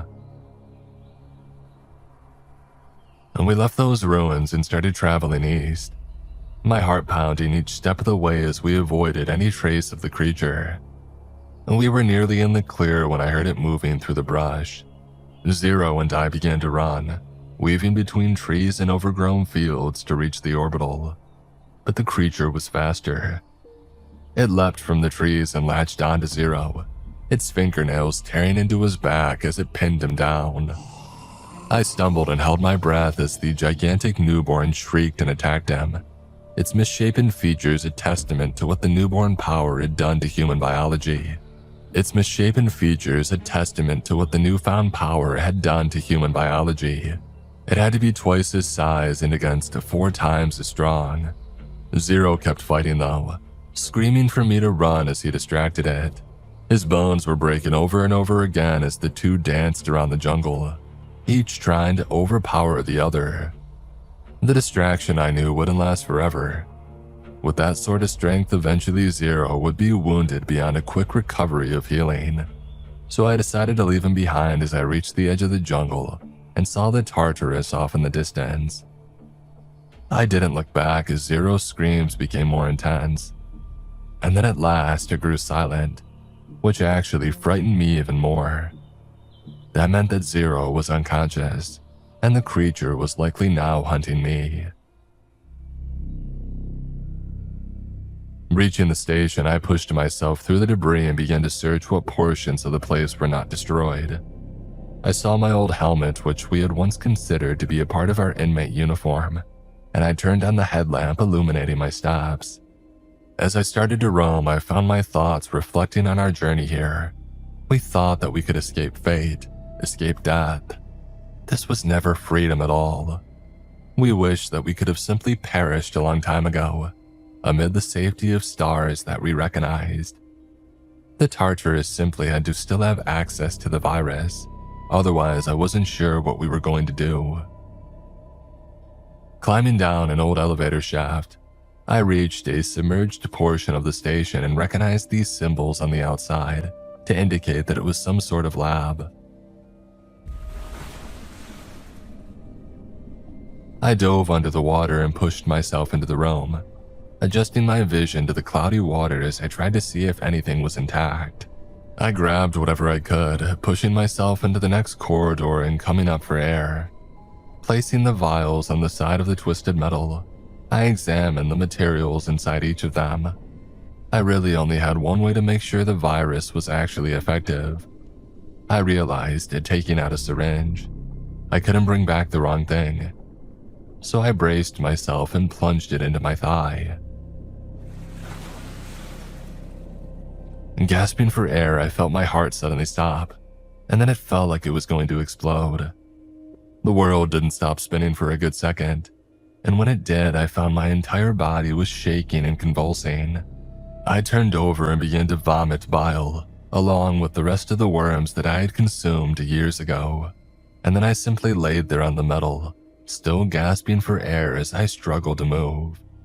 My hand cut against the sharp ends of the metal as I got up and pulled back in pain, noticing that the wound did not heal. The injection must have already started to reverse the process of immortality, I thought as I got up on my feet. I searched for another exit, and I found an elevator shaft on my right, tilted and running straight into one of the massive trees. Somewhere above me, I heard the newborn monster scream, and I hastened to climb up and out. Without protection, I'd be dead. Squeezing in between some of the branches and the hole in the wall, I found that I could barely breathe, and then my foot got stuck. I panicked and twisted it, trying to get it loose as I heard the shrieks get louder. And then I saw its silhouette, at the top of the elevator and the gruesome infant started crawling toward me. I barely got my foot out and tumbled down the tree as I heard it leap. My lungs released all of their air as I hit the ground, and I laid there paralyzed in just a moment. The creature stared at me and I started to climb down faster. I grabbed a few rocks and chucked them at the monster as I got on my foot. My body ached and my muscles spasmed, the effects of the virus running its course as I became mortal again. The newborn attacked and we tumbled down a hill. I used my fingers to poke its eyes and the beast reared back and hollered, giving me a chance to run free. I saw a river and I immediately jumped into it.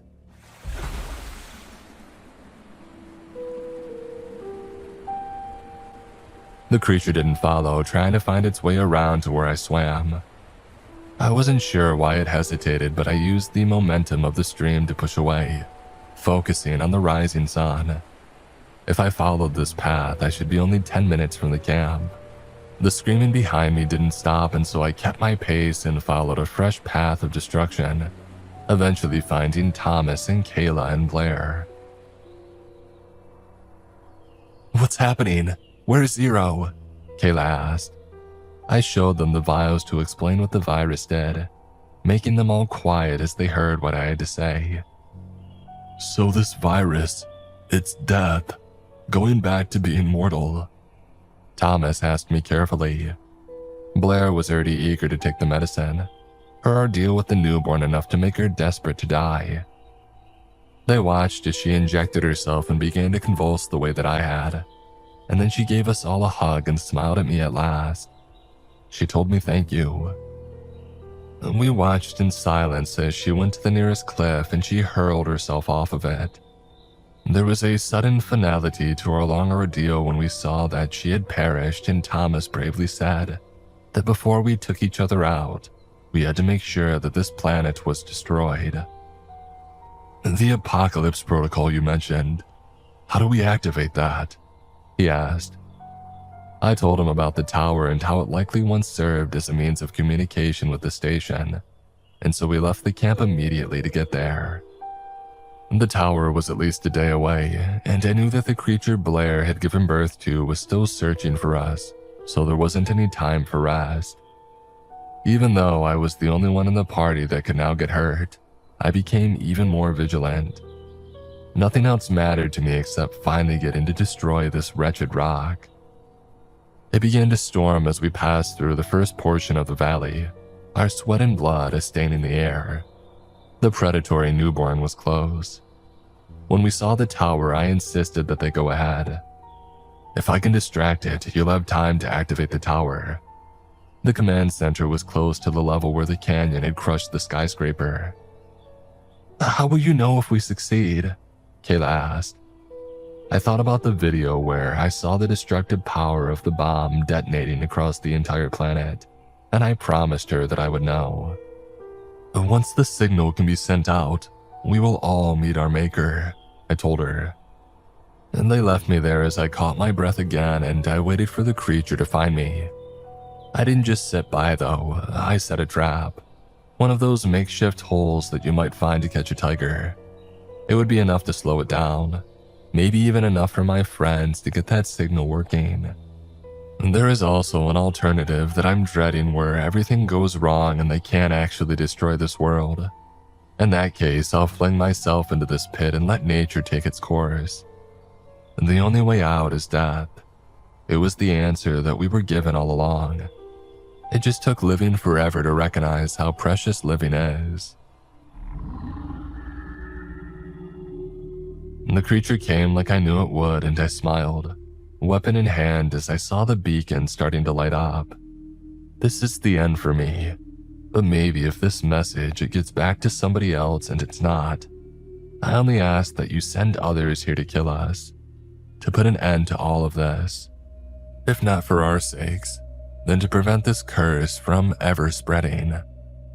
Goodbye.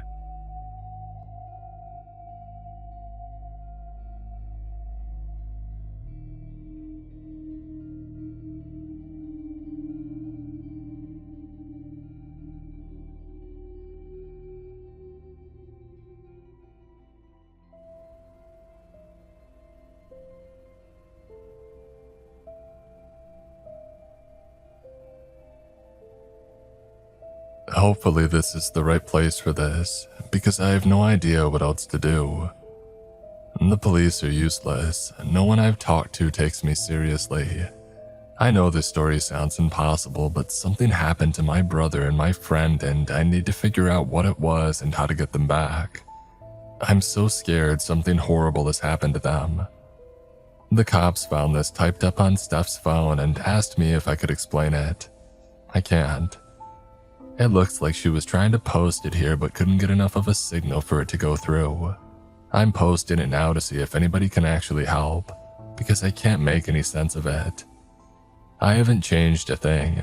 I even left the typos in case I missed something important. Steph didn't mention the name of the town, and I won't either because I don't think anyone should go looking for it. I certainly won't be going back anytime soon.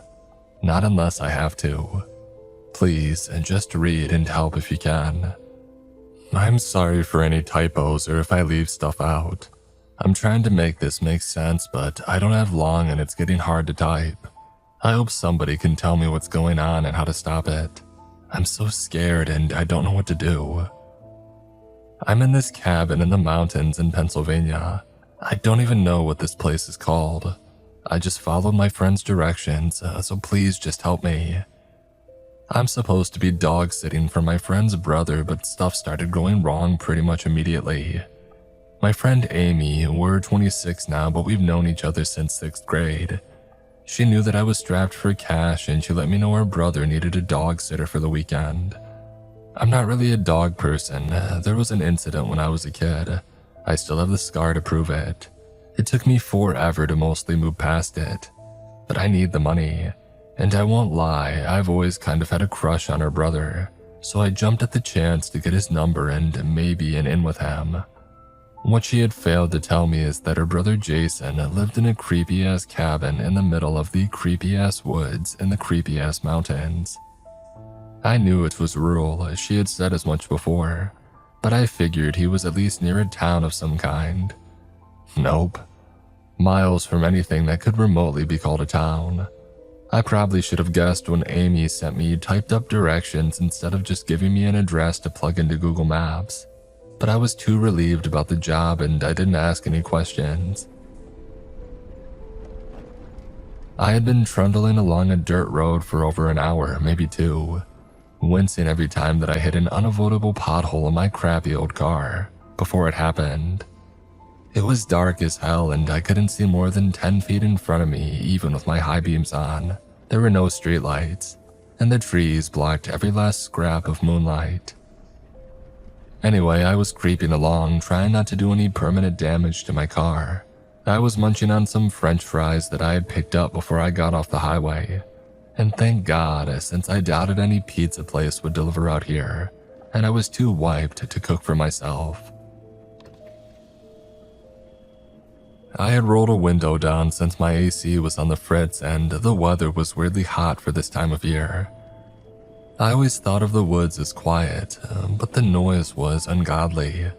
The crickets were almost shrieking, to the point where I couldn't hear half of what was being said on the podcast that I was listening to.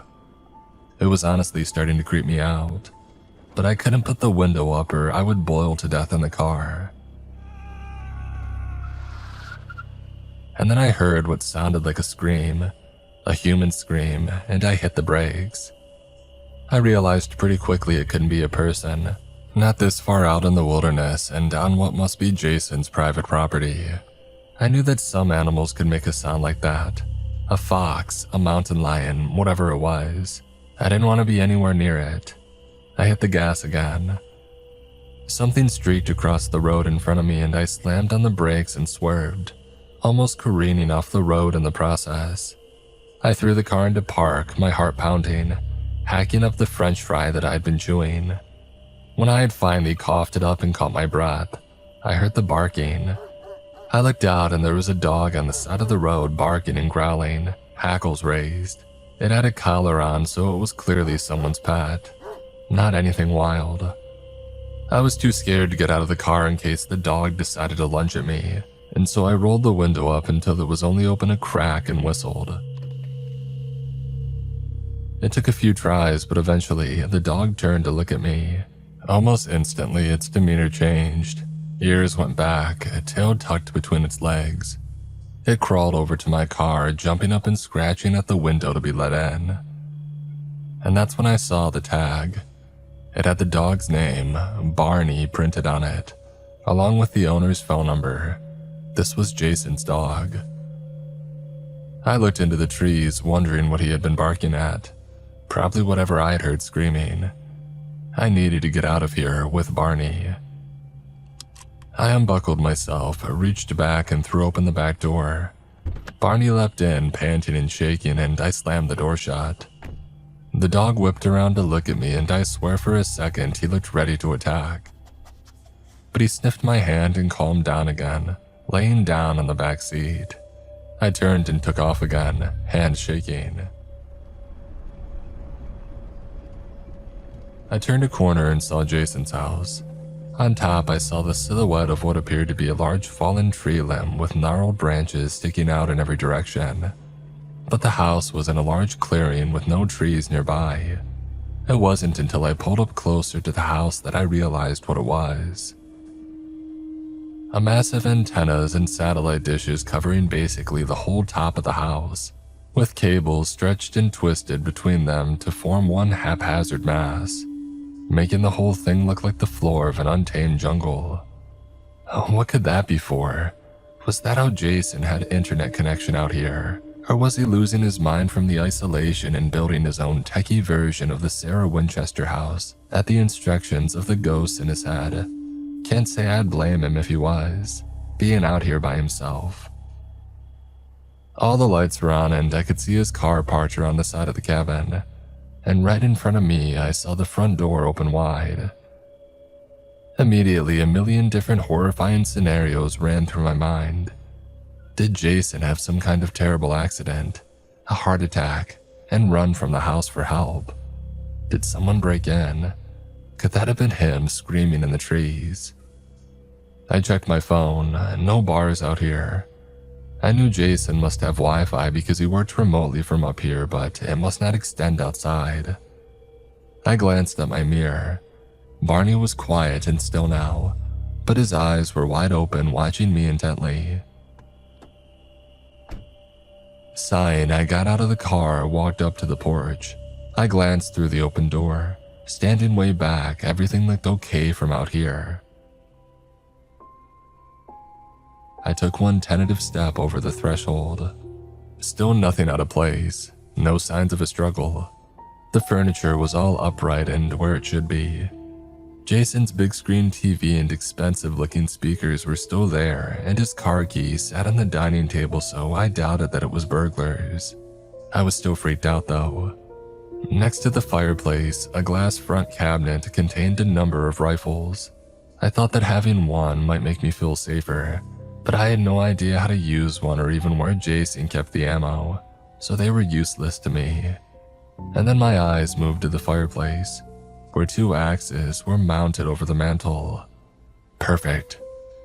I took one down and it was heavier than I had expected, but it would have to do. I went from room to room quietly as I could, but everything went normal. Finally, I made my way to Jason's office. My heart was practically beating through my chest now. I turned the knob and pushed it open half an inch. I used both hands to hold the axe over my head, ready to strike. And then I kicked the door open and jumped back. The room was pitch black, perfectly dark. Somehow the light from the hallway didn't seem to seep in there at all. Somebody could be hiding out in there and I would have no way of knowing. I tried to think of what to do. "Hey," I said, "the cops are on their way, so you better not do anything stupid. Just stay back or you're in deep trouble." My voice sounded high-pitched and shaky, not intimidating like I had hoped.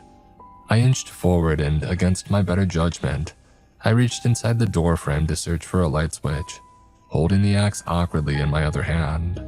Any second I expected something to reach out and grab me and yank me into the yawning black, but I didn't. I found the light, switched it on. The light, first of all, was weird, dense and orange-brown so that I could barely see even with it on. Inside the room there was no one, but this place was weird as shit. I'd expected a desk, a chair, a computer, normal office stuff. There were a bunch of computer monitors, maybe a dozen or more. They were on a series of folding tables that wrapped around the room. Under the tables, a bunch of processors were stacked horizontally on top of one another. Basically as many as could physically fit down there.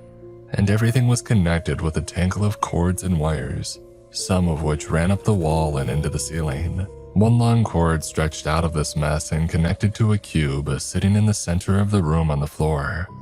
Nothing appeared to be on, but I could hear a dull buzzing, so maybe it was all just asleep. Setting down the axe outside the door, I took a few steps inside. I assumed the cube thing controlled it all, and so I kneeled down to look at it. And there were no buttons or anything obvious to press. Maybe it worked like a tack pad. I reached out for it and a pins and needles sensation started in my fingertips. I guess I should have stopped then, but well, I didn't. I touched it with the tips of my fingers. Everything awoke at once. A screeching sound shot out from behind the far wall of processors, nearly deafening me before I could clap my hands over my ears. The monitors somehow they turned blacker, a darker dark that made my eyes ache, before rows and rows of green text scrolled rapidly down each of the screens. As far as I could tell, it looked just like random symbols, not any language that I recognized. I crept closer to get a better look and then all of it stopped. Silence crashed down over me and the screens went black. Cringing, I gave the cube a few tentative pokes, but nothing happened this time. Even the buzzing had quieted. My fingers still felt like they were vibrating though. What the hell? I rose to my feet with difficulty as my legs were wobbling beneath me. I shook my hand in a futile attempt to get rid of that vibrating feeling, and then I pulled out my phone. My signal was strong here, and so I tried to call Jason, but my calls wouldn't connect. I don't mean that it went straight to voicemail. I mean it made this horrible screeching sound that I guess means the number had been disconnected. For a moment, I thought the computers had turned back on, but no, it was only my phone. I tried texting him too, but those bounced right back. And so I called Amy. Hey Steph, did you get there okay? Well, yeah, but I think something's wrong. Jason's not here. What do you mean? I mean, I drove up here, Barney was out running loose and the cabin door was wide open, but no Jason inside. There was a long pause. Are you sure? Amy, I checked the whole place. He's gone. Nothing's out of place. I don't think he was hurt or anything, but he's not here. What did you call him? I can't get through. Okay. I'll call the friends that he's supposed to meet up with. Maybe he's with them. I think maybe you should call the police. I don't. She stopped suddenly. Amy? No response. I checked my phone. The call had been cut off. No signal. Great. I walked out of the office to check on Barney and the office door slammed shut behind me. I screamed and fell to the floor. I lay there for a long time, too scared to look behind me. Finally, I stood up and I tried the door, but it was firmly locked.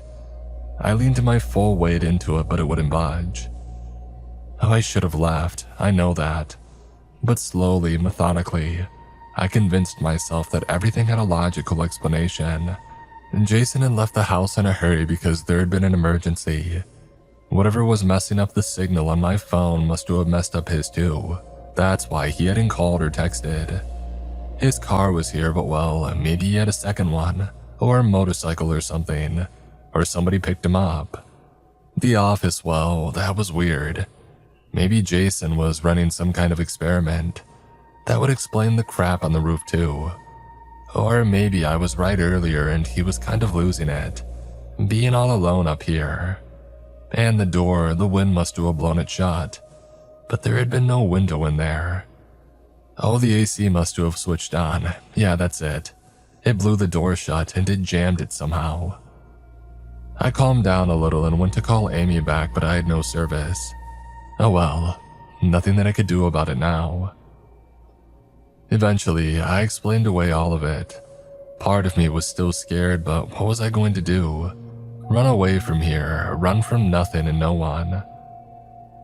I went out to the car to collect Barney and my things, looking around me for any kind of threat. I had to drag the dog back to the house. He kept staring and growling at the tree line. Had the mountain lion or whatever followed us back.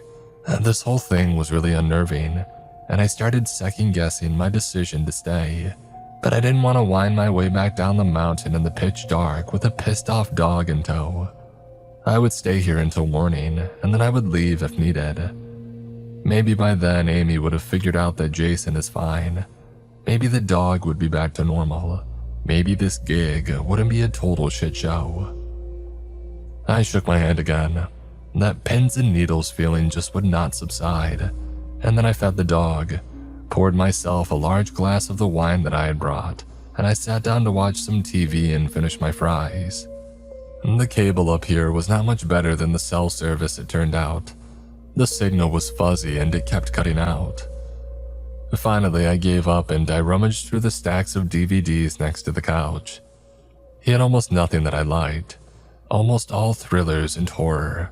How he had managed to watch these things up here all by himself, I do not understand. But I found some sci-fi thing that didn't seem too scary, and so I popped it into the DVD player and I sat down to watch it. I fell asleep almost instantly. I woke to the sound of Barney growling. I sat bolt upright and saw him standing at the door, baring his teeth and ready to attack. Oh buddy, not again. I stood up and looked out the window to nothing. Just trees and dark. Barney had quieted down again.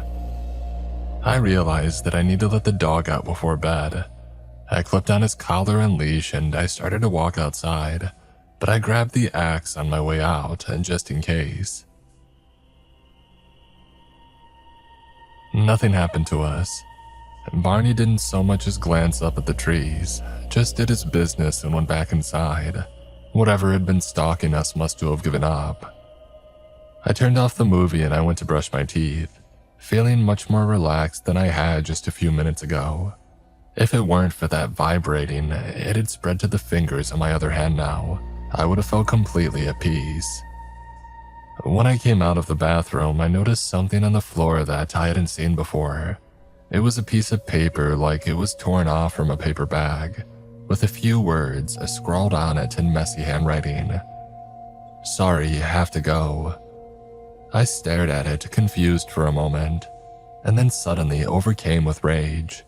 Sorry, you have to go. Was Jason serious?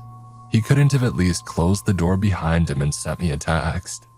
I snatched the paper off the ground. It was clearly torn off and written in a rush.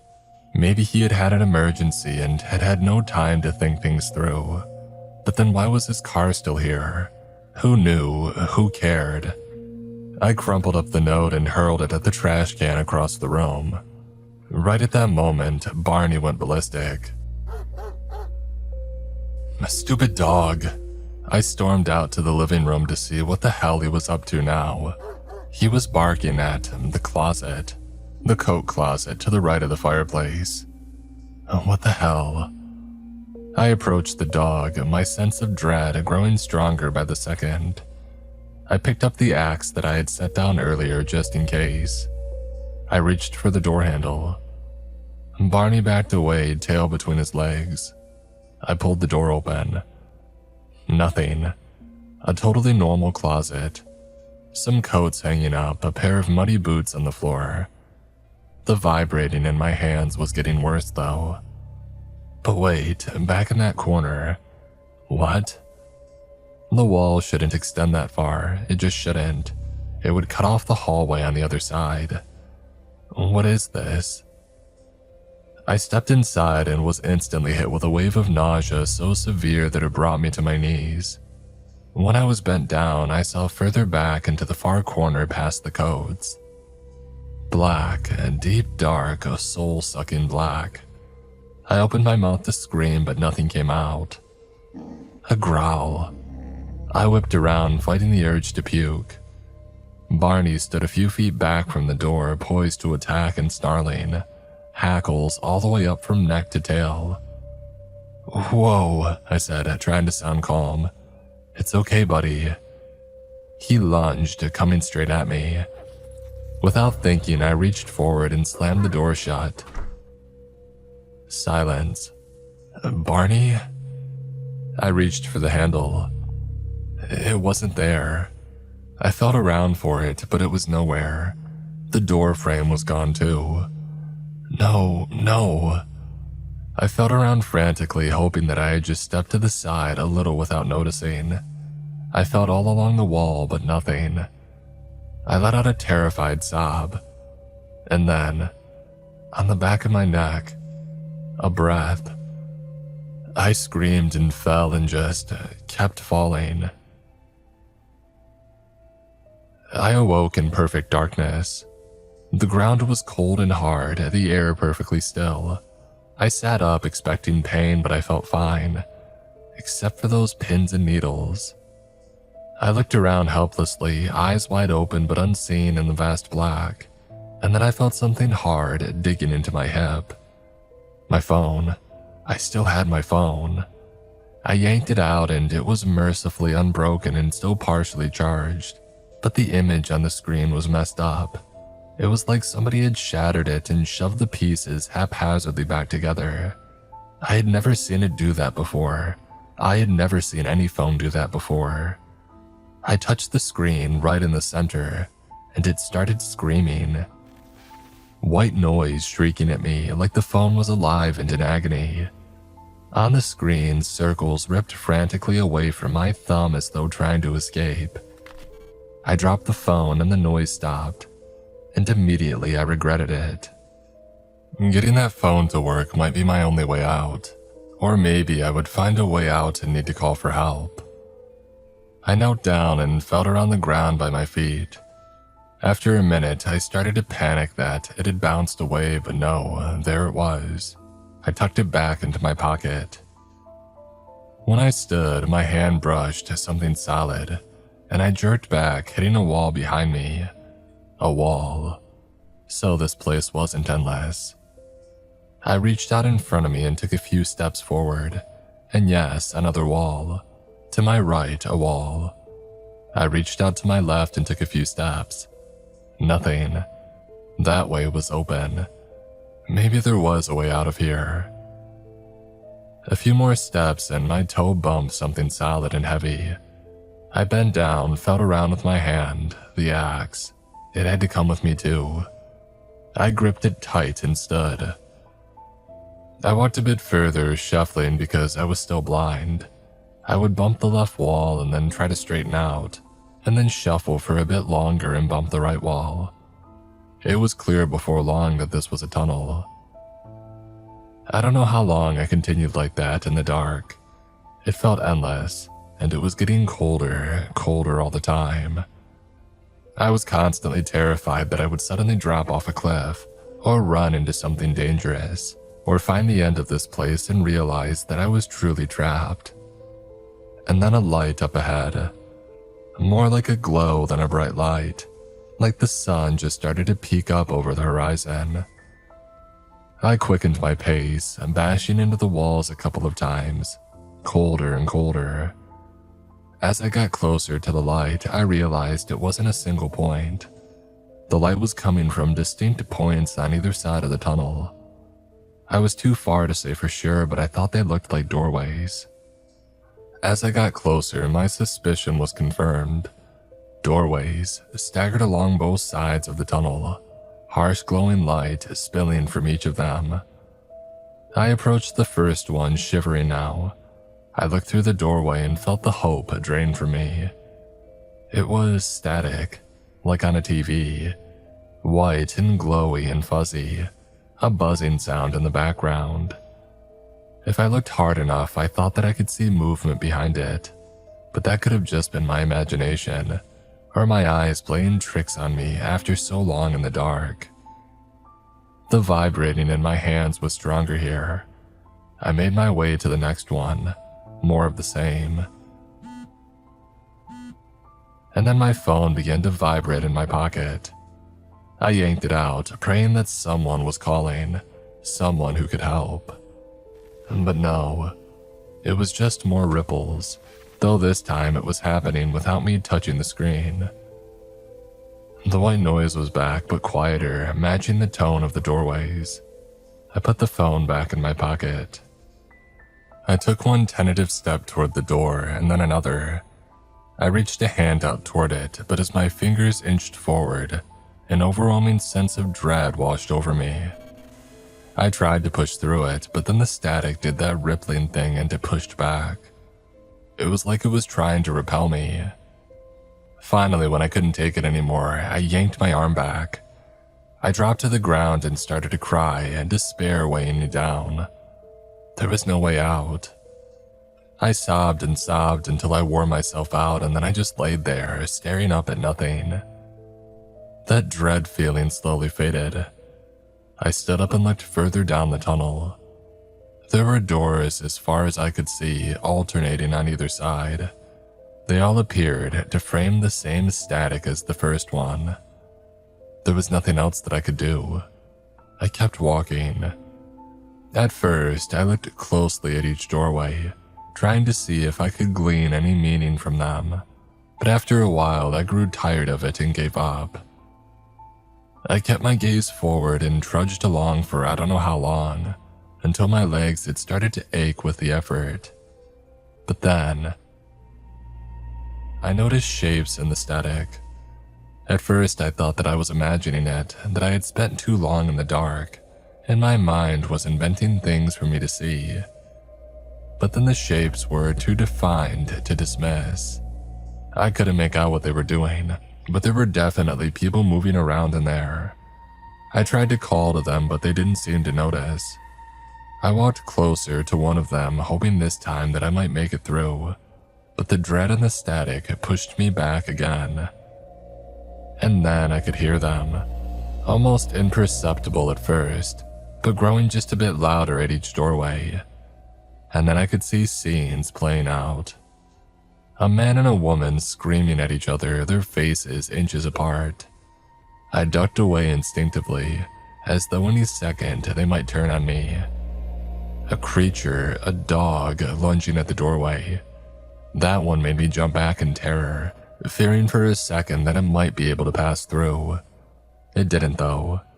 It just disappeared and started over again a moment later. And the next one, a little girl sitting on the ground, hunched over herself and shaking.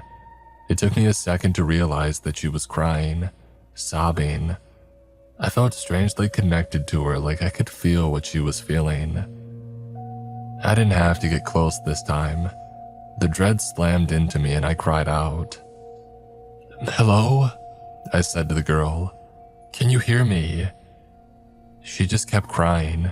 She had no idea that I was there. I collapsed, exhausted. How long had I been down here? Minutes, hours. I couldn't keep going, but I couldn't sleep when I felt like this. I used the last of my remaining energy to crawl a little further, so I was an equal distance from the last door and the next. The dread wasn't gone here, but it was bearable. In any case, it weighed me to the spot. I couldn't have moved if I wanted to. I shut my eyes. I shot up to my feet in an instant, a scream reverberating through my head. I had slept, no idea how long, but this wasn't a dream. It was real and it wasn't muffled like the doorway sounds. It stopped. I had no idea which direction it had come from. I stopped and listened closely, but there was nothing now. My heart was pounding, fear and adrenaline pumping through me, and I knew that I wasn't going back to sleep. I took up my journey again, faster now. The blurry scenes continued. The dread pressed in on me, forcing me to the middle of the tunnel. And as I walked and walked, glancing now and then at the doorways, I noticed something about the scenes. Maybe it was because they were becoming clearer, or because I had been in there among them for so long, but they were familiar. I hadn't wanted to admit it at the time. I couldn't think clearly anyway, but that little girl, I knew her. I was her, and I remembered that moment. I had just come home from school and my mom had sat me down stony-faced and told me that our cat had died. I had cried all night and the next day and for days after she died. And the two people arguing, I couldn't see them clearly, but I'm almost certain that they were my parents. They had had so many screaming matches just like that before we laughed. The neighbor's dog slipping his leash and attacking me. I still had that scar on my right arm. And there I was again, sitting alone at a lunch table, trying desperately not to cry. Climbing a tree and then the ground rushing up at me. A group of girls surrounding me, laughing and pushing me down. I didn't know what this place was or how it knew or where it got my memories, but it was clear by now. It was playing back the worst moments of my life, and I was trapped in here with them. And I knew that it was only going to get worse. If I wanted to ever get out of here, I had to keep going through. I tried to keep my eyes down on the path in front of me, but it didn't help. I could still hear my cries, my screams.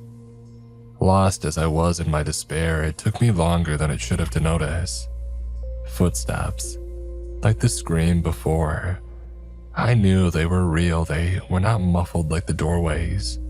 They were clear and real and terrible, and they were coming from the direction that I had come from. I had to hurry. I didn't want to meet whatever lived down here. I started to jog. As I tried to put space between myself and the footsteps, the scenes grew clearer and more intense. My mom pulling me from my bed in the middle of the night and dragging me out to the car. No explanation, with nothing but the clothes that we had on. I never saw my child at home again. The footsteps are closer. I start to flat out run. Still, I could see the scenes playing out on either side of me. Another doorway, a hand lurching out from my neck. I screamed and tried not to look. And then ahead, a light. Not like the doorways, and not a white glare. It was warm and soft and it was straight ahead. My muscles were screaming in pain at this point, but I sped up, listening to the footsteps get closer all the time. The static sound got louder and louder, occasional screams and cries piercing through it. I was almost there when I noticed a dark figure in the light, just standing there and staring. I stopped for a moment, unsure, but the footsteps were still hunting me. I thought that I could hear yelling from that way. Not the muffled kind from the doorways, but a real living voice. There was no choice. I took off again, ready to meet my fate in the light. As I got closer, the figure began to take shape. A large man draped in shadow, the light behind him blinding me to his features. I locked eyes with him, or at least I imagined that I did. He shouted something and I raised the axe high and ran at him. I was almost there, steps away when he lunged forward, hands outstretched. I screamed and swung the axe. It struck with a sickening thud and the figure fell back into the light. He laid perfectly still, a dark pool forming around him. I stepped forward into the light and I screamed. The axe clunked to the ground beside me. I knelt down to confirm the horrible fact that I already knew.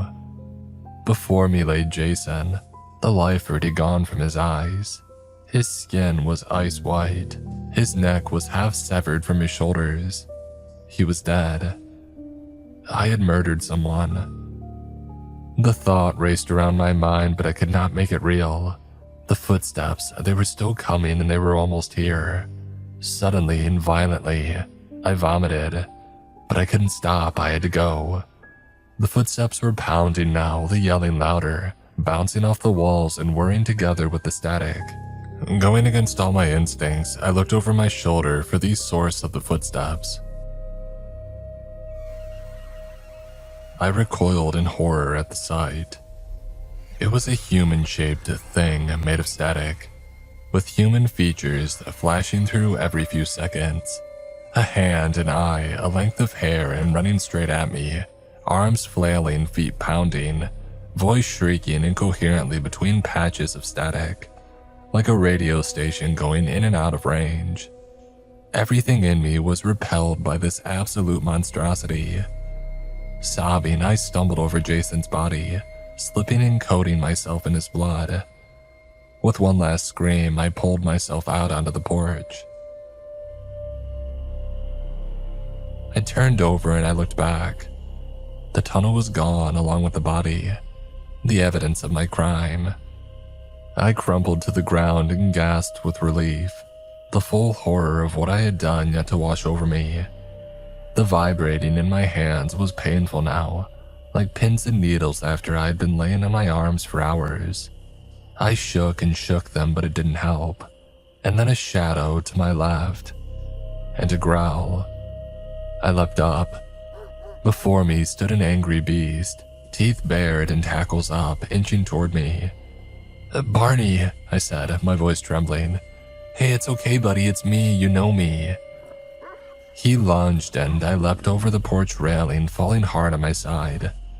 I groped around for the axe, but of course it was gone, lost to the tunnel.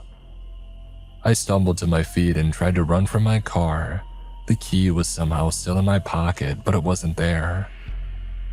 I stood frozen for a second, but the dog was coming, and so I sprinted for the trees as the raging dog leapt over the railing and chased after me.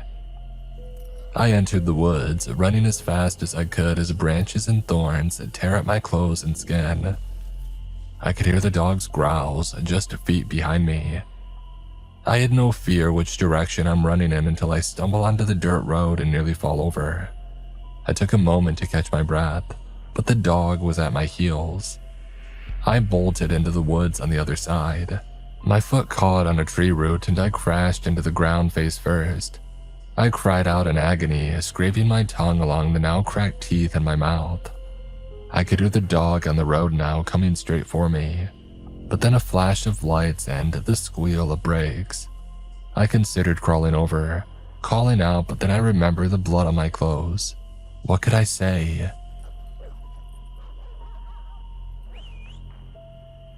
And then I hear a whistle, and another and another. The dog stops growling, it whimpers instead. I heard a car door open and slam shut again. And that's when I realize. I ran onto the road just as the car was pulling away. My car. It rolls away into the dark. What the hell? I followed the car, stopping just before I emerged from the trees. I can feel the night's wear on my muscles now that I've slowed. My limbs are so heavy and I'm so tired. I watched myself emerge from the car and it's all that I can do not to pass out. I lean against a tree and let myself sink to the dirt. There's a soft static sound echoing in my head now. My other self ushered the dog inside and closes the door. I sat there gasping for air, lost in my own horror and confusion, for I don't know how long. I think I passed out. I came to myself eventually. The front door was shut and I think Barney is gone from the car. The vibration is spread up my arms and into my shoulders and I know what it is now. It's the static. It's in me now, in my head, ever since I touched the cube. I remembered my phone. I pulled it out, fumbling it at first because my hands won't stop vibrating. It was no longer spasming, but I still had no signal.